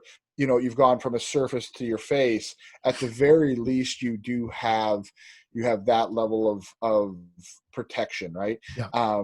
And so one of the things and I did want to bring this point up, and it's something that I'm kind of laughing at as somebody who wears glasses, is they've actually shown, I don't have the study in front of me, but that without wearing glasses, your efficacy of your mask drops dramatically. Yeah. So you have a lot of people who are walking around with this mask on, and they don't understand that COVID actually passes through your eyes as readily as through your nose and mouth. Yeah. It's actually even easier because you've got a liquid on a liquid, right? Yeah. So, so the usage of the mask is effective when you've got eye covering and a face shield and a mask, and you're actually dealing with the situation.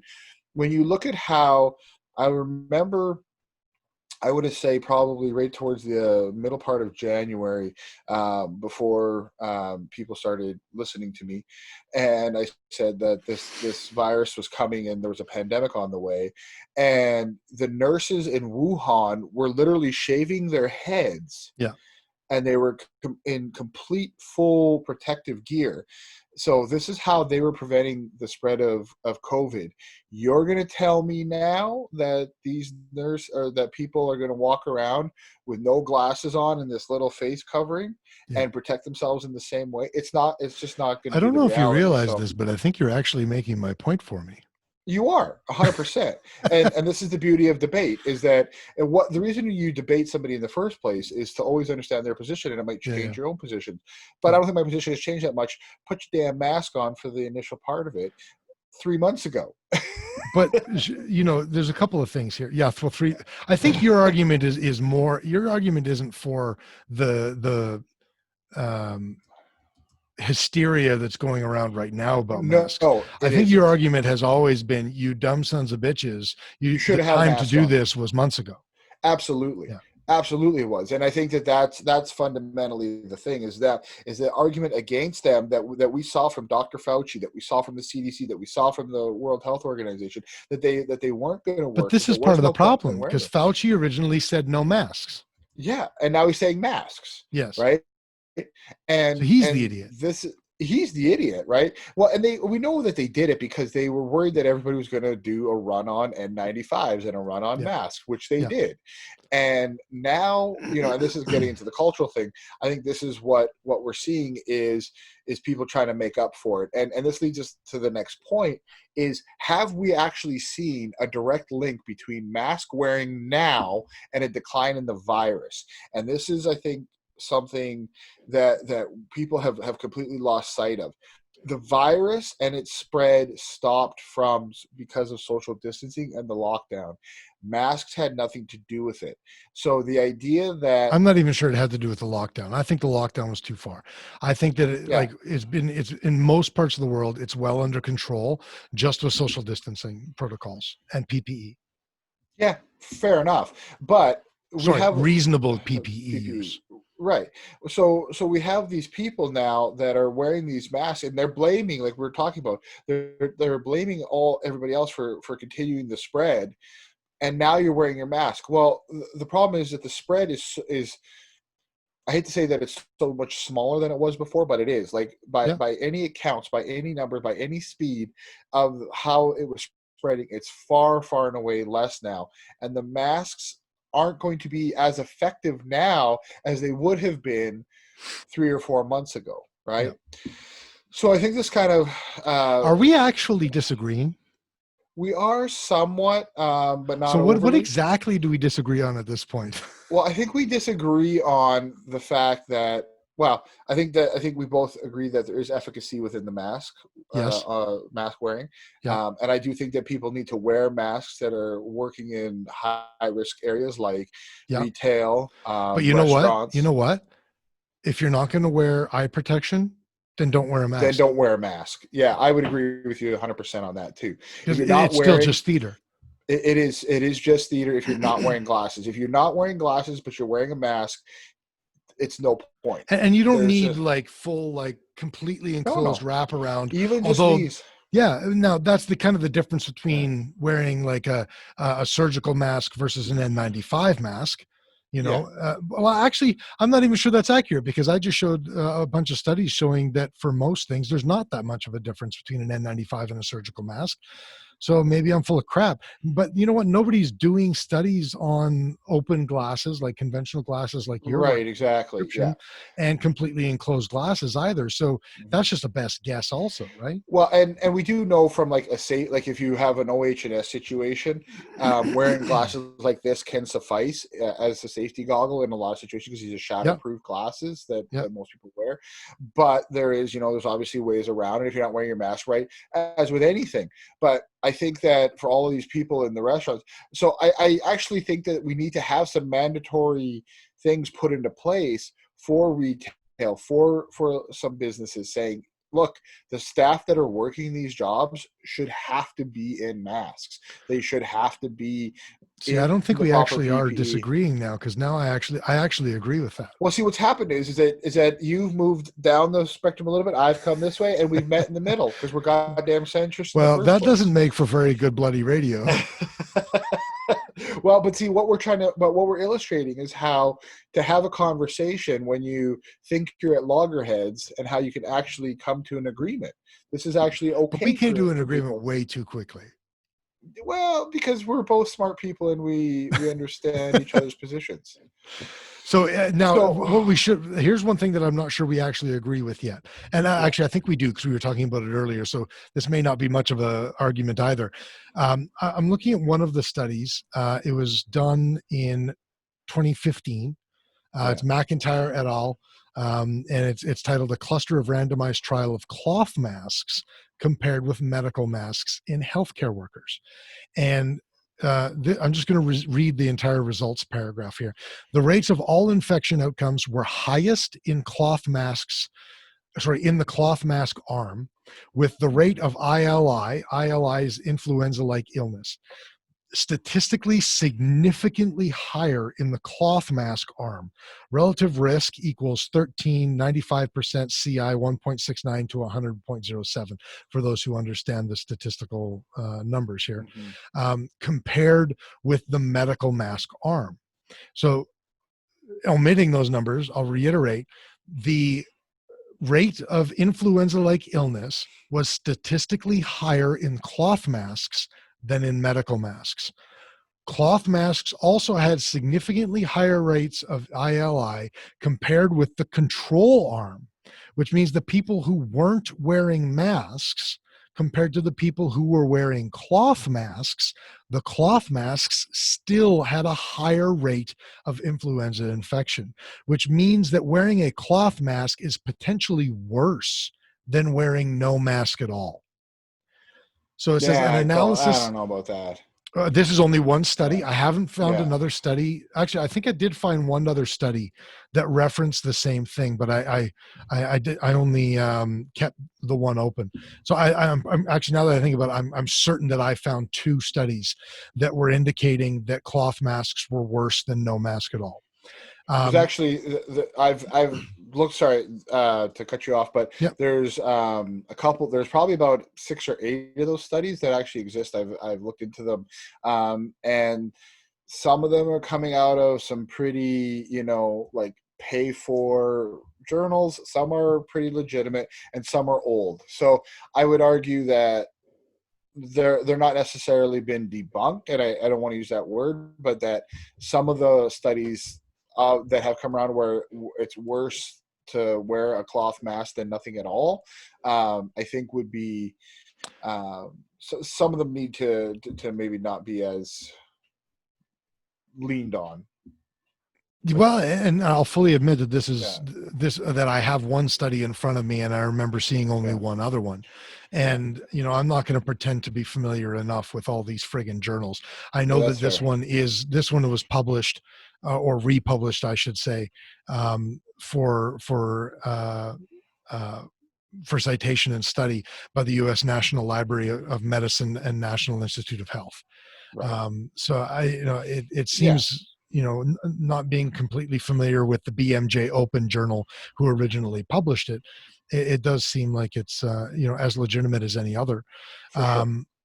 But I think no matter what, I think that it's a fair statement to say that the jury is out on the efficacy of cloth masks. I do think that whether cloth masks are or worse than no mask at all, there's room. I think there's a lot more room for more study on all of this, but there's obviously more room for study on that. But I also am not completely convinced that that is the real crux of what we should be focusing on. And I do think that it is more sound, the claim that cloth masks are much less effective than any other type of mask, surgical N95, yeah. P100, and anything else. But right, and it is the argument of, I don't know. I would say there's, like, it's got to be better than nothing. It has to be. Like, it just, like, It does it. But sheer physics. Well, it does. Like, sheer physics. I put my hand, I go, that's better than nothing at all, right? So I like coughing into my shirt. That would be conventional wisdom, but that's not necessarily always the case. That's fair. And I am leaning on the come on argument, right? Like, I totally agree. But, there's just certain things that sometimes, a cigar is a cigar, right? Like, it's just, it is. I would fully admit that I would have to see more than just 2 studies to be completely convinced that a cloth mask is worse than no mask. Now, one thing I think the mask does have an impact on is that they're claiming it has no impact on is CO level or O2 levels. I think that there's something a little bit funky, and the main reason is that mine is very anecdotal, but I wear a mask very regularly, and I'm for being a large man, in great shape. Bottom line, like, I've got great cardio. For any size man, I will attest to the fact that you are in great shape. Yeah, and like, I can run, jog, do the whole thing. Man, I put those damn masks on, and within 10 minutes, I start getting a headache, and I know everybody's like, "Oh, you're just a little bitch, fuck you," and all the. We're gonna start doing a swear jar where you have to contribute to our Patreon every time one of us swears. We have to contribute $1 to our own Patreon. but I'm gonna be broke in a week. Right? We might as well just like throw our life savings into the show. Exactly. So the bottom line is yes, you get all these people, and instantly, and this is the cultural argument of, oh, well, you're just a wimp and this and that and whatnot. Yeah. I don't know, man. Like, well, here I can do Brazilian jiu-jitsu, have somebody crushing me for an hour. I can get in the ring and box and breathe, and I do not feel as crappy as I do when I put a mask on. Yeah. And I'm walking around with it on, and how could it not impact? Like I said, one of the examples I've used is, when somebody's hyperventilating, we have them cup their hands together, even like first aid, and you start breathing into your hands. Yeah. And this lowers it builds up the CO2 in their body. Yeah. You read any book like The Oxygen Advantage, and they talk about building up CO2 in your body and how it impacts you, right? Yeah. And how it impacts athletics. Any athlete can tell you that restricting your mouth while you're working or while you're doing something builds up CO2 in your body. This is a common thing, and yet somehow they're saying no. And then these nurses will post the thing on, like, look at my O2 levels. Well, come on, you just put the damn mask on and check your O2 levels. Well, first of all, your O2 saturation, that's going to take a while for it to affect it. Yeah, right? Exactly. Also, you're sitting in a chair. Yeah. You're not even walking. Right. Okay. And so anybody, you're familiar with Wim Hof. I know you are. Yeah. Oh yeah. Absolutely. And Wim Hof is they call him the Iceman. Through breathing techniques, he claims to hyperoxygenate his body, and that allows him to do extreme feats in cold. He does extreme feats, but he does the opposite. What he says. That's right. That's what I was about to say. His claim is that he hyperoxygenates his body, but when he was actually studied, it found that he actually hyper carbon dioxided. Yeah, basically his body. His body. Yeah. And if you follow his breathing method, it is simply repeated, extended, labored, deep breathing. Yeah. If you're going to just boil it down, like, there's no real secret to it. No, exactly. Now, what he believes is hyperoxygenation is actually hyper carbon dioxide. Okay. He's increasing the carbon dioxide level in his blood. And that has a metabolic effect. Mm-hmm. And that metabolic effect allows him to maintain his core temperature in extreme cold feats. Okay. Yes. Yeah. And that's just the science of it. Yeah. Not being a scientist. That's the lay science of it. We'll put it. Yeah, exactly. Yeah. So there's the argument to be made that,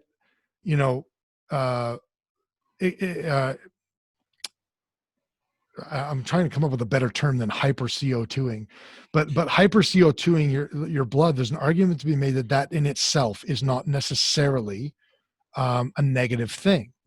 Sorry, for a term, what's happening is your blood can become super saturated with CO2, or it saturates CO2 better. Yeah, is what's happening. Right. Yeah. It's so basically conditioning. Yeah. There is that we have to consider. Okay. Yeah. But we also have to consider anybody who's ever done jujitsu has, been mounted with somebody on top of them, with laying their chest on top of your face and crushing it. You turn your head sideways. Your breathing is not directly obstructed, but you've created a relatively small pocket with which you can breathe. And we only have so much air volume with every breath. And there's a certain amount of air, even when we're completely unobstructed, there's a certain amount of air that we rebreathe with every breath, because we just can't expel it far enough away that we don't suck it back in again. Yeah. Okay. I don't think there's much of an argument for that either.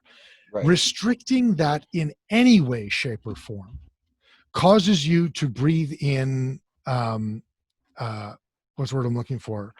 Air that is already saturated. Saturated with CO2. With CO2. Yeah. Lower in oxygen percentage, and potentially even moisture saturated. Yeah. Okay. Especially in the case of when you're exercising, it would certainly be moisture saturated. Yes. And that's still being able to breathe open. You've got a gap about this big because somebody is pressed here, the floor is pressed here. You've still got that window, and we still have experienced that. Now restrict something even further. And I've used O2 masks, like the like O2 trainer masks, like the O2 trainer. And what was the other one called? The original one that was basically a World War II gas mask that just had these little restriction plugs in them. For sure. I forget what it was called. And when you have labored breathing, and when your breathing is restricted in any way, you are lowering the amount of oxygen that you're breathing, and you are increasing the amount of carbon dioxide you're breathing. And I don't think there's a solid argument that you're not.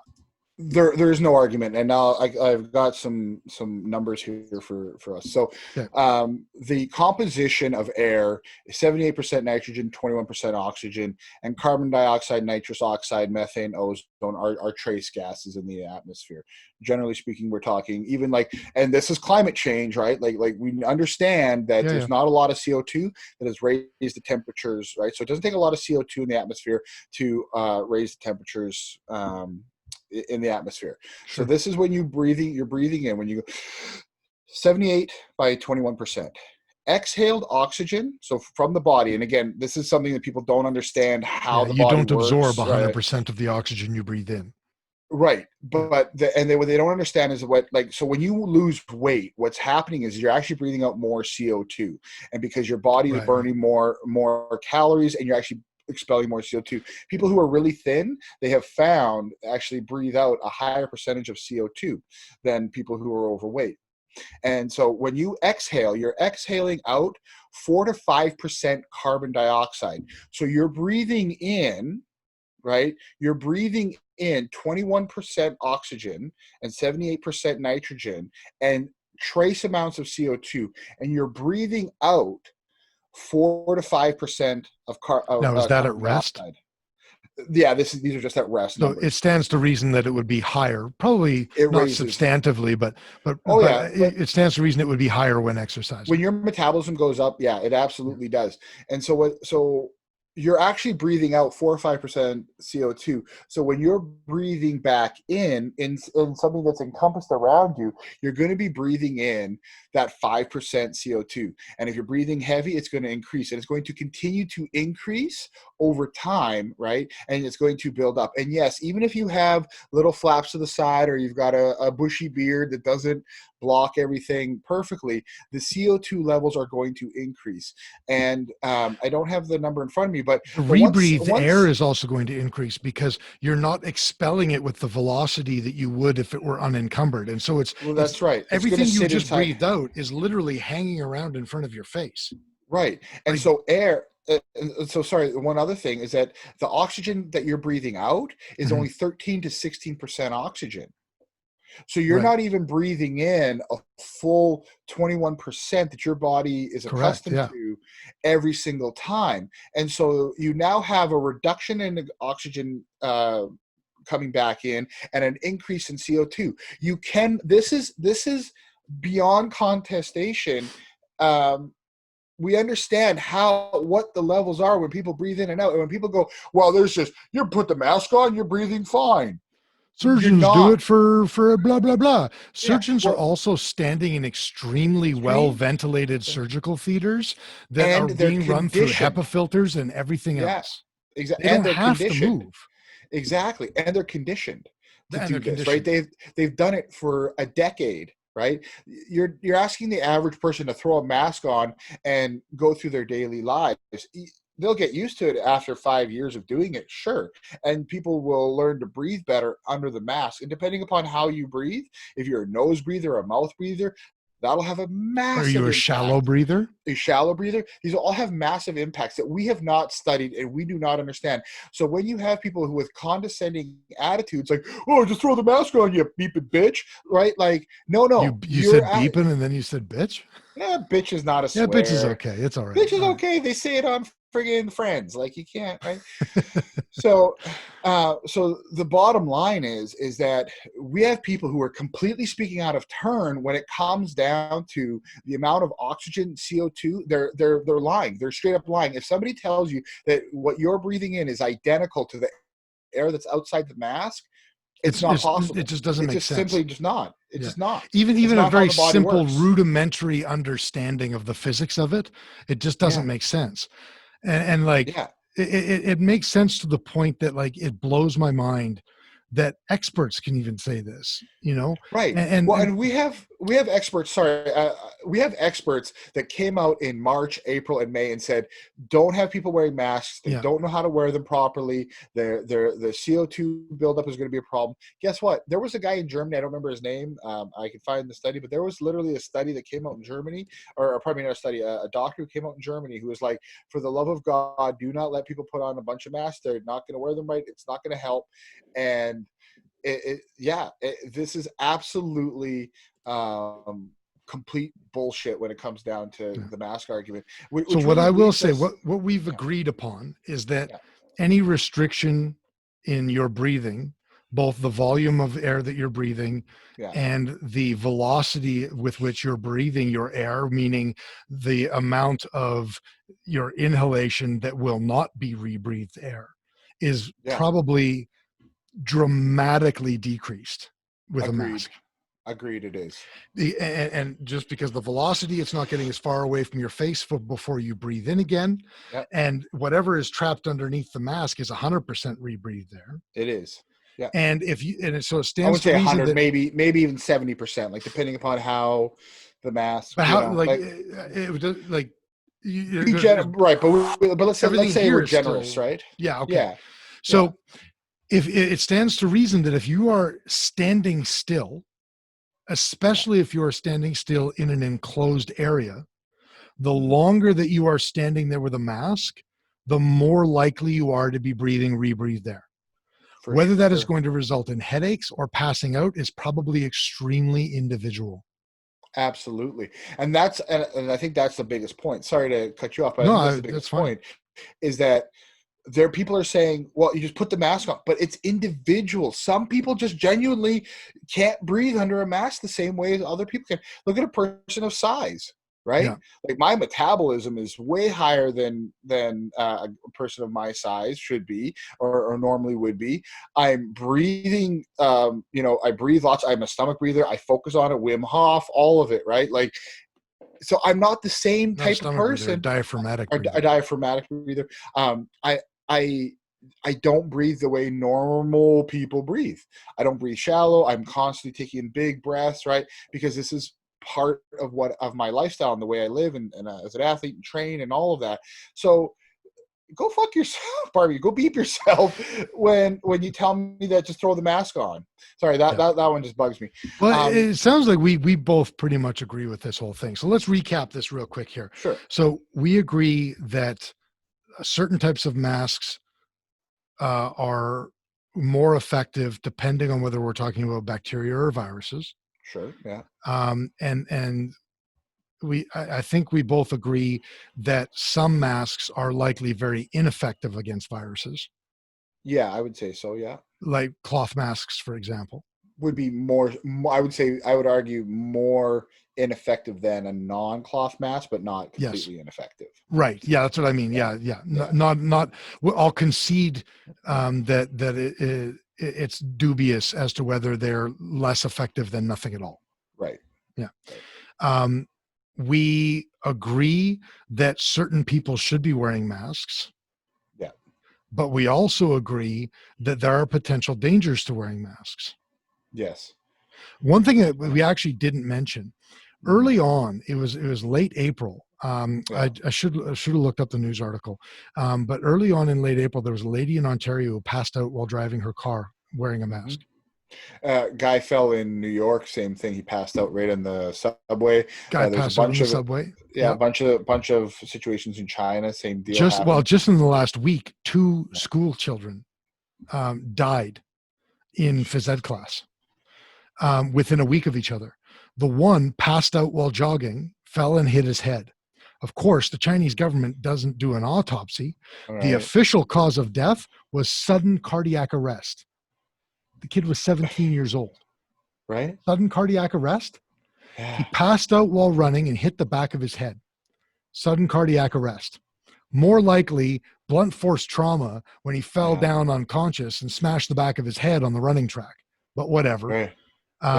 And the other boy, couldn't even find a cause of death in the news article. Like, it hadn't been released. Probably because it was asphyxiation or something like that. But two Chinese kids have died just in a week of each other. Yeah, and it's something that we're definitely going to see more of as this goes on. So we seem to agree that mask wearing in some situations perhaps should be mandatory. I'm still not sure I agree with that, because even the person behind the till, you're standing there in one spot all day. If you don't have great ventilation coming past you, if the air is stagnant around you, you're rebreathing your own air.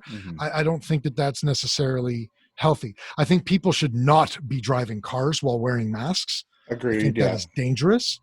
I think people should not be exercising in masks. I think that is dangerous. Yeah. But I do agree that certain situations, certain employees or workers should be wearing masks. Yeah. And certain I would situations. Sure, absolutely.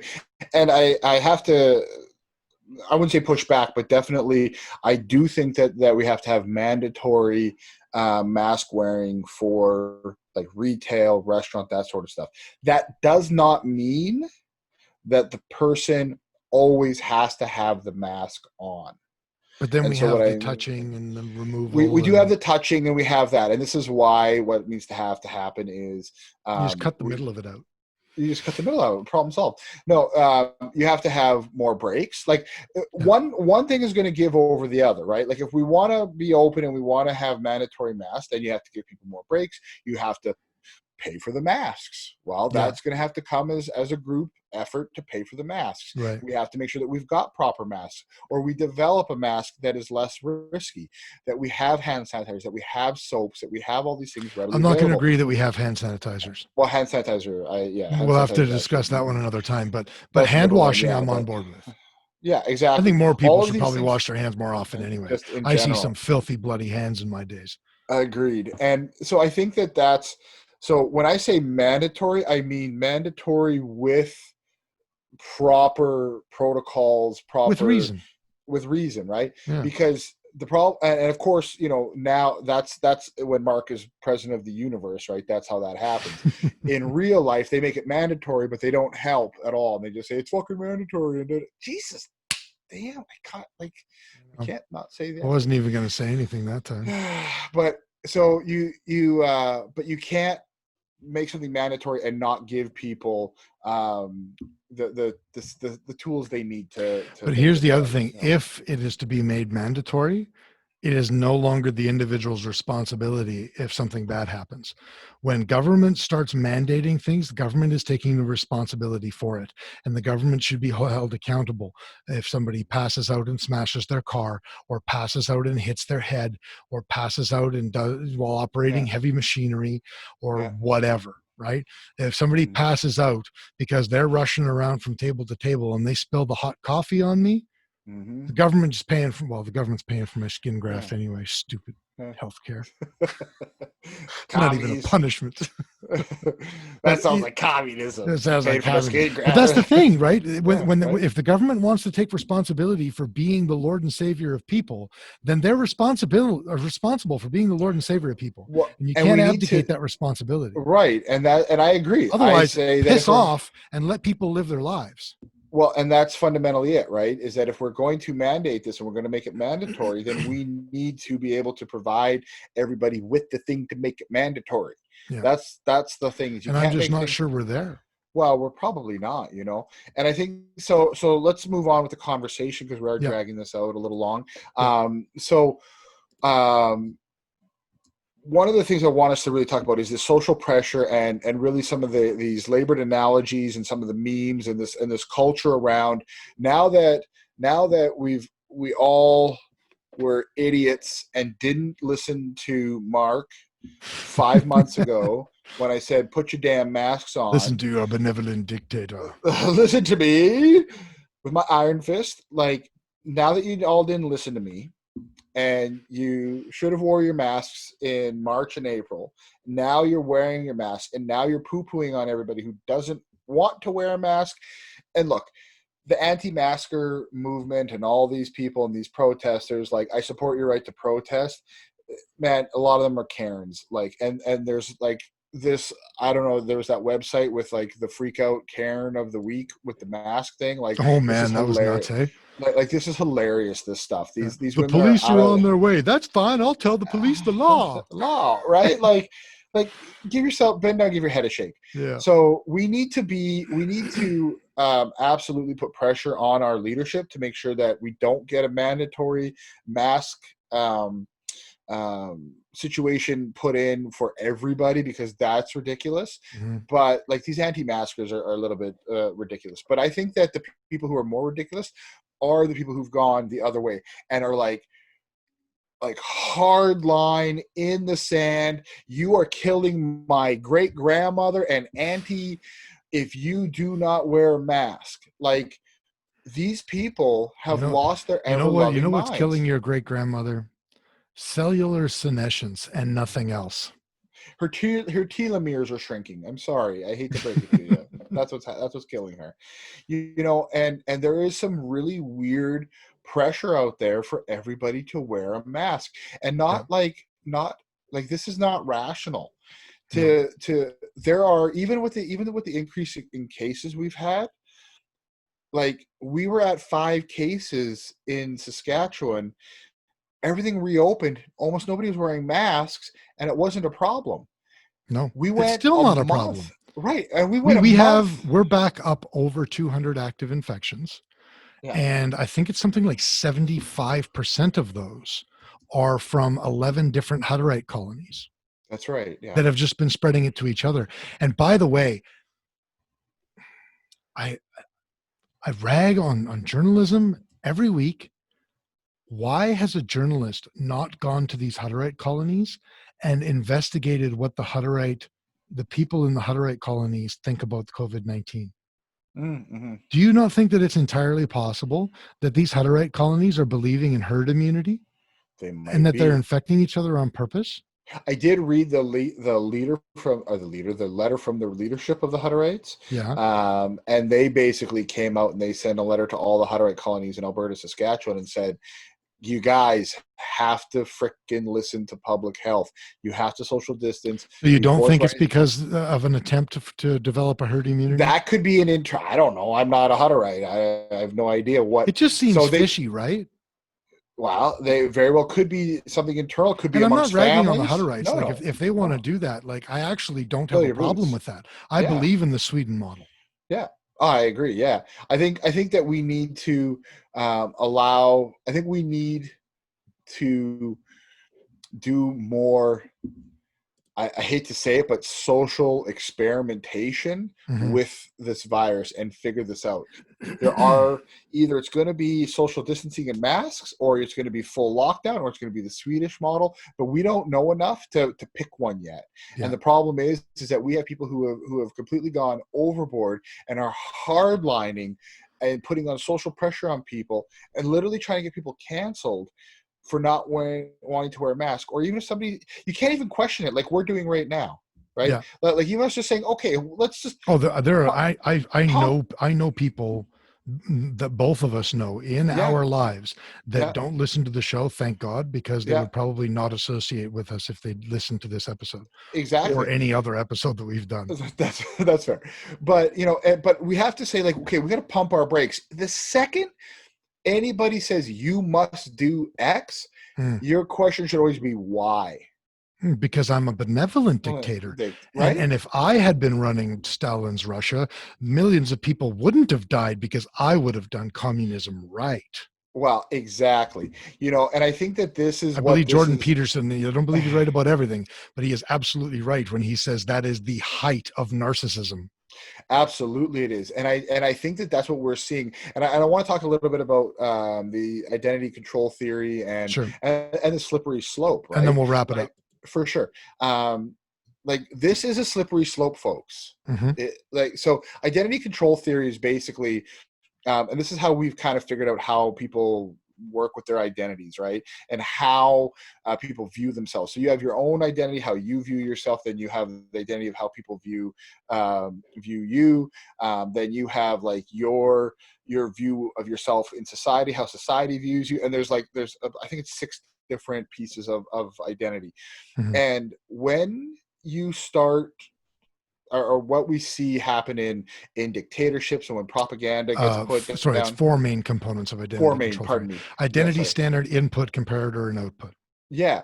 So when we start to see these different aspects of control and of changing people's identities, or pardon me, not changing, but trying to force people's identity through the mask, I think it's very important that we understand that this is, I don't want to be sitting here going, the communists are coming, but the communists are coming, right? Like the banana cream pie. Banana cream pie. Banana cream pie. This is a slow, and guys, I'm not saying that they want to put us all in Hobbit homes and whatever that Agenda 41 is, but we don't fit in Hobbit homes, so we don't fit. I don't fit. I hope they're not doing that. But this is to think for a second that the governments of the world aren't enjoying the level of control that they have today, and that they are going to give full control, or even whatever control we had before COVID, back. You got to be out of your bleeping mind. Have you not been paying attention? In 1999, you could fly a plane, or you could get on an airplane with a coffee in your hand. You can't do that now. Now they want to take naked pictures of you, right? Like they always, no matter what, anytime control is given up, they're always trying to pull that back. And I genuinely think that the mask, you have to remember, we're talking about doing this to people. Yeah. You're covering their face. You're covering their mouth.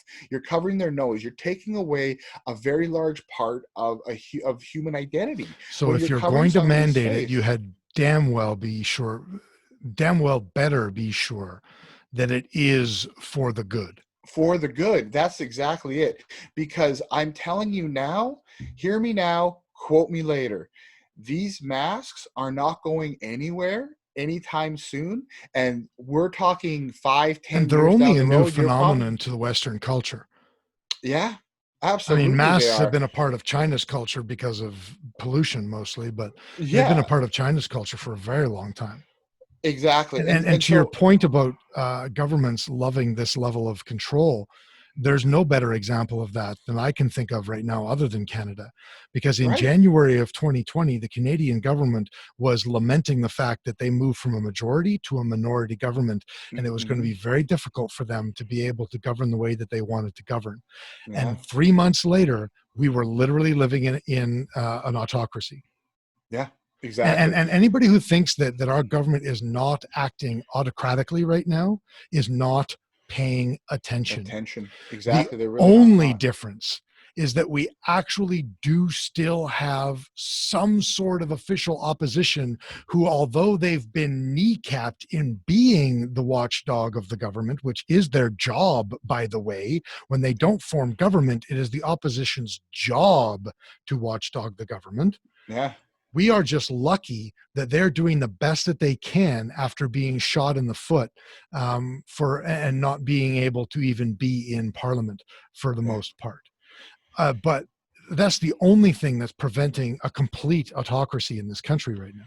Exactly. And I think that we have just completely people have completely lost the plot. Now, there's a couple of thoughts here and a couple of quotes. Yep. Do you want to do the first one here? Sure. Yeah. You'll have to explain it because I'm not familiar with the quote, but Sure. The quote is, the face is a picture of the mind with the eyes as its interpreter. It's quoted to, or attributed to Marcus Tullius Cicero. Yeah, so what Cicero was really getting at there is just the fact that it's the entire face and how expressive we are, right? And that's how we really communicate with one another, is through our face. And so this is where part of my argument comes from. When you take away the mouth and the nose, all you've got left is the eyes. So the eyes can always interpret, but you're always going to be a little bit off now with the masks. I just liked Oscar Wilde because he thought he was such a freaking genius all the time. So his saying here I have is, a mask tells more than a face. And so what he means, that one's a bit more cliched, but not necessarily any less true. Right. And so of course what he's referring to is that we all wear masks out to the world, and that we're putting on a mask, and and the really mask essentially is telling us your true desires by your choice in the mask. That's right. So I think it's just kind of a little apropos for all of this. And then this one here is, if you wear a mask for too long, there will come a time when you cannot remove it without removing your face. And again, this is around. Say that name. Matt Shona Dahalawalo. No, Delaweo. Yeah. And this I would argue, because there's actually an entire paragraph that I read before, like I'm not just pulling a cherry picking a single quote, that kind of goes through this. And basically what it's saying is, obviously, right, when we are fake to the world, we eventually can remove our own face. And I want to take this quote a little bit further. When people are being purposefully fake and they're being purposefully, like, they feel like they're being a good citizen, right? They're putting on this mask. So when you put on your mask and you're saying, I'm a good citizen, I'm virtue signaling, look at me, there's going to come a point where you're not going to be able to even take that mask off anymore, right? Yeah. And it's going to, because we are the sum of our actions. It's right. Yeah. Exactly. And although it may not be a genuine action to begin with, it will become a genuine action through practice. That's right. Yeah, exactly. And I say genuine, not in a good way. That's right. Yeah. Genuine does not necessarily mean good. I mean, you can genuinely be an asshole. Yeah, exactly. Which we are. Yeah, well, I'll fully admit that I am sometimes genuinely an asshole through no fault of my own. So speaking of asshole, who should get the hell off your lawn? Yeah, so people who think that they have the right to tell others how to maintain their house and home. Yes, Albert, I know you're retired. I know that you have 16 hours a day to manicure your lawn with a pair of hair clippers. I still work nearly 80 hours a week, 6 days a week, and I pay a teenager to cut my lawn. So you're just going to have to live with my teenage quality lawn. And while you're living with it, get the hell off of it. Nice. So my get off the lawn is people who post on social media with actual statuses. Like, nobody's reading these anymore. All right. Like, oh, you see on Facebook, people, it's just, there's no picture, no nothing. Right. Facebook is for posting memes weirdo theories, and virtue signaling. Instagram is for posting pictures of your family and accomplishments, and TikTok should just be lit on fire and thrown And down virtue the hill. signaling. And virtue signaling as well. Yeah. They're all for virtue signaling. Yeah. So you no longer need to post about how you're feeling or so-and-so is feeling excited about. No one cares. We don't care. Now take your 244 characters and get the hell off my lawn.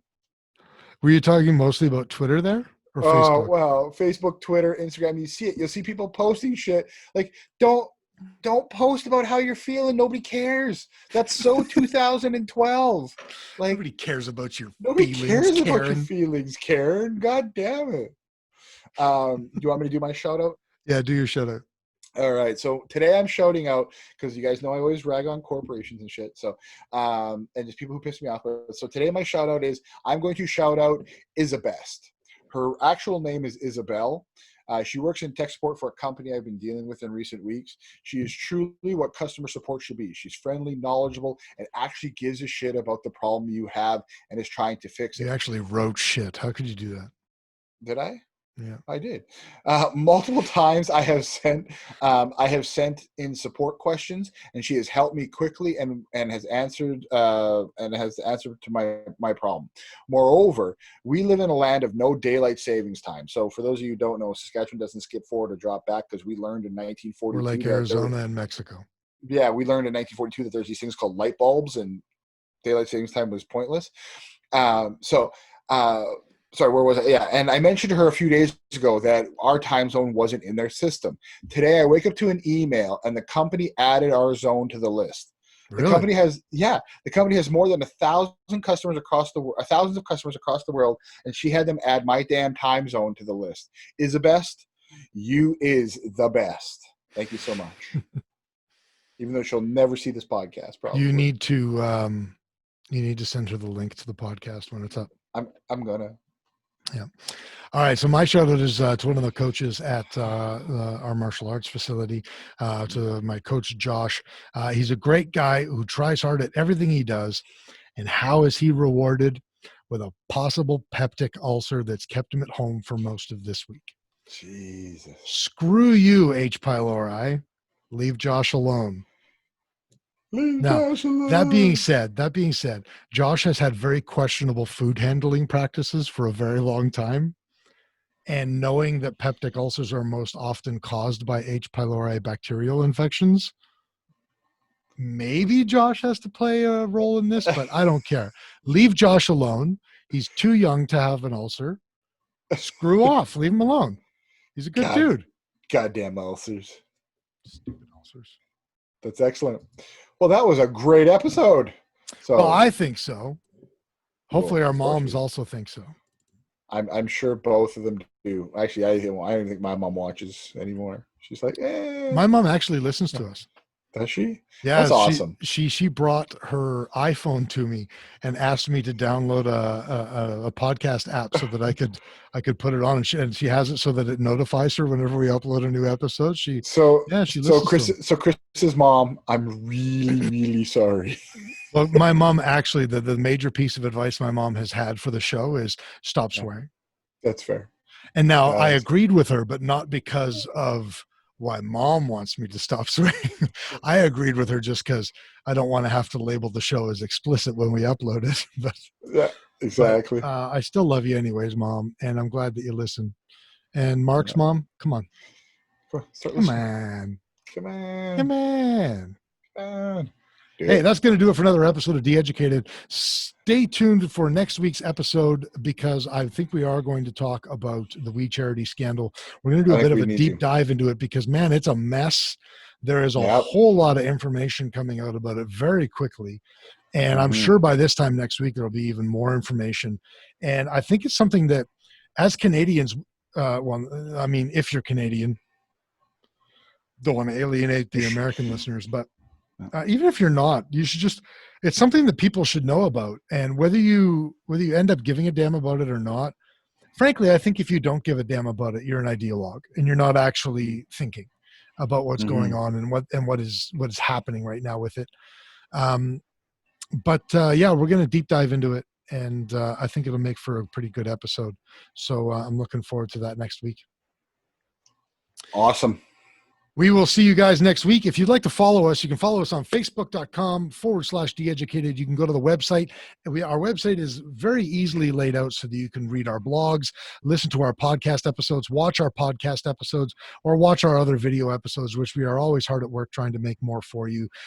It's DeEducated.ca. You can follow us on Patreon, patreon.com/DeEducated. If you would like to support us so that we have more money to do stupid things for your viewing pleasure, then you can make donations through Patreon, and follow us. I said follow us on Facebook, and that's really, we're only there right now. We have plans on getting onto other formats in the future, so stay tuned for all of that. Other than that, thank you for listening. Make sure if you visit us anywhere else on our YouTube channel or anywhere else on our podcast channel, subscribe, like the episodes. It feeds the algorithm, and comment.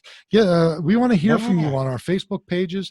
We want to hear from you on our blog posts. We've got a well-integrated section on our blogs where you can talk back to us and tell us how much we suck and how wrong we are and how dumb we are and how we're just trying to pretend that we know what we're talking about, or just say something nice if you really don't want. I don't know why you would. It's the internet, but say something nice if you really want to. But we want to hear with you guys, and frankly, we actually want to get engaged with you guys outside of just talking at you in the podcast. And the best way to do that is for you to communicate with us, comment on our stuff, comment on the blog, so that we can interact back with you. And we'd love to do that. We'd love to hear from you. So thanks for joining us for this episode. We'll see you guys next week. Take it easy. I still don't have a tagline, but Mark does. Bye.